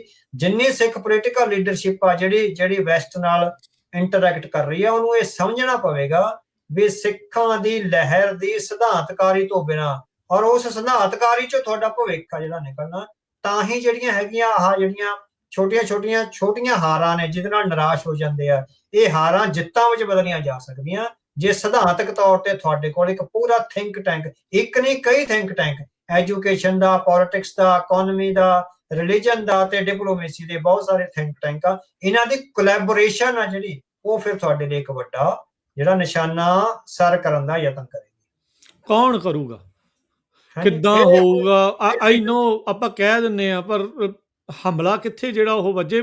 ਕੀ ਇਹ ਸੋਚ ਕੇ ਵੀ ਜਿਹੜੇ ਸਿੱਖ ਉਹ ਘਬਰਾ ਜਾਂਦੇ, ਯਾਰ ਹਾਏ ਆਪਾਂ ਨੂੰ ਇੰਨਾ ਕੁਝ ਕਰਨਾ ਪੈਣਾ, ਤਾਂ ਛੱਡੋ ਪਰ ਆਪਾਂ ਇਦਾਂ ਹੀ ਕਰੀ ਚੱਲਦੇ। ਹਾਂ ਨਹੀਂ, ਇਹ ਫਿਰ ਤਾਂ ਹੀ ਇਹ ਕਮਜ਼ੋਰੀ ਹੈ ਤੁਹਾਡੀ ਵੀ ਅਸੀਂ ਏਦਾਂ ਹੀ ਕਰੀ ਜਾਂਦੇ ਆ ਵੀ ਇਸ ਤਰ੍ਹਾਂ ਨਾਅਰੇ ਮਾਰੀ ਜਾਓ ਜਾਂ ਹੋਰ ਕਰ ਲਓ। ਇਸ ਤਰ੍ਹਾਂ ਨਹੀਂ ਬਣਦੇ ਹੁੰਦੇ। ਇਸ ਤਰ੍ਹਾਂ ਕੌਮਾਂ ਦੀ ਹੋਂਦ ਆ ਜਿਹੜੀ ਨਹੀਂ ਬਚਦੀ। ਇਹ ਤਾਂ ਗੁਰੂ ਮਹਾਰਾਜ ਦੀ ਬਖਸ਼ਿਸ਼ ਹੀ ਇੰਨੀ ਆ ਵੀ ਅਸੀਂ ਬਚੇ ਹੋਏ ਹੈਗੇ ਆ, ਵੀ ਉਹਨਾਂ ਦੀਆਂ ਸ਼ਹਾਦਤਾਂ, ਛੋਟੇ ਬੱਚਿਆਂ ਦੀਆਂ, ਗੁਰੂ ਦੀ ਘਾਲਣਾ, ਕੱਲੀ ਸ਼ਹਾਦਤਾਂ ਨਹੀਂ, ਜਿਹੜਾ ਸ੍ਰੀ ਗੁਰੂ ਗ੍ਰੰਥ ਸਾਹਿਬ ਦੇ ਰੂਪ ਵਿੱਚ ਸਾਨੂੰ ਇੱਕ ਸਿਧਾਂਤਕ ਗ੍ਰੰਥ ਜਿਹੜਾ ਮਿਲਿਆ ਹੈਗਾ, ਉਹ ਗੁਰਬਾਣੀ ਜਿਹੜੀ ਹੈਗੀ ਆ, ਉਹ ਆਮ ਕੋਈ ਉਹ ਨਹੀਂ ਹੈਗੀ, ਕੋਈ ਆਮ ਵਿਚਾਰ ਨਹੀਂ ਹੈਗਾ। ਉਹ ਬਹੁਤ ਬਹੁਤ ਵੱਡੀ ਰੂਹਾਨੀ ਜਿਹੜੀ ਪਰਪੱਕਤਾ ਹੈਗੀ ਹੈ, ਸਾਨੂੰ ਗੁਰੂ ਸਾਹਿਬ ਨੇ ਬਖਸ਼ਿਸ਼ ਕਰੀ ਹੈ, ਇਸੇ ਕਰਕੇ ਅਸੀਂ ਬਚੇ ਹੋਏ ਹਾਂ।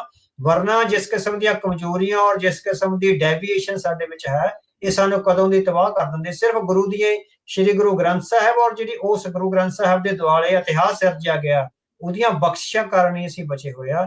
ਜੇ ਸਿੱਖ ਲੀਡਰਸ਼ਿਪ ਹਲੇ ਵੀ ਨਾ ਸਮਝੀ ਸਿਧਾਂਤਕਾਰੀ ਦੇ ਮੁੱਦੇ ਨੂੰ, ਤਾਂ ਫਿਰ ਉਹ ਪਛੜ ਜਾਵੇਗੀ। ਸੋ ਉਹ ਕੌਮ ਦਾ ਭਵਿੱਖ ਨਾਲ ਖਿਲਵਾੜ ਕਰ ਰਹੀ ਹੋਵੇਗੀ। ਜੀ ਬਹੁਤ ਬਹੁਤ ਧੰਨਵਾਦ ਸਰਦਾਰ ਅਵਤਾਰ ਸਿੰਘ ਜੀ, ਤੁਸੀਂ ਸਾਡੇ ਨਾਲ ਜੁੜੇ ਤੇ ਜੋ ਇਸ ਟਾਈਮ ਘਟਨਾਕ੍ਰਮ ਚੱਲ ਰਿਹਾ ਆ ਉਸ ਦੀ ਡੂੰਘਾਈ ਦੇ ਵਿੱਚ ਜਾਣ ਦੀ ਜਿਹੜੀ ਆ ਉਹ ਕੋਸ਼ਿਸ਼ ਕੀਤੀ। ਆਉਂਦੇ ਸਮਿਆਂ ਦੇ ਵਿੱਚ ਹੋਰ ਅਪਡੇਟਸ ਦੇ ਨਾਲ, ਹੋਰ ਗੱਲਾਂ ਬਾਤਾਂ ਦੇ ਨਾਲ, ਹੋਰ ਵਿਸ਼ਿਆਂ ਦੇ ਉੱਤੇ ਆਪਾਂ ਗੱਲਬਾਤ ਜਿਹੜੀ ਆ ਦਾ ਪੰਥਕ ਪੈਰਾਡਾਈਮ ਪ੍ਰੋਗਰਾਮ ਦੇ ਵਿੱਚ ਫਿਰ ਕਰਾਂਗੇ। ਅੱਜ ਦੀ ਗੱਲਬਾਤ ਦੇ ਲਈ ਬਹੁਤ ਬਹੁਤ ਧੰਨਵਾਦ। ਵਾਹਿਗੁਰੂ ਜੀ ਕਾ ਖਾਲਸਾ, ਵਾਹਿਗੁਰੂ ਜੀ ਕੀ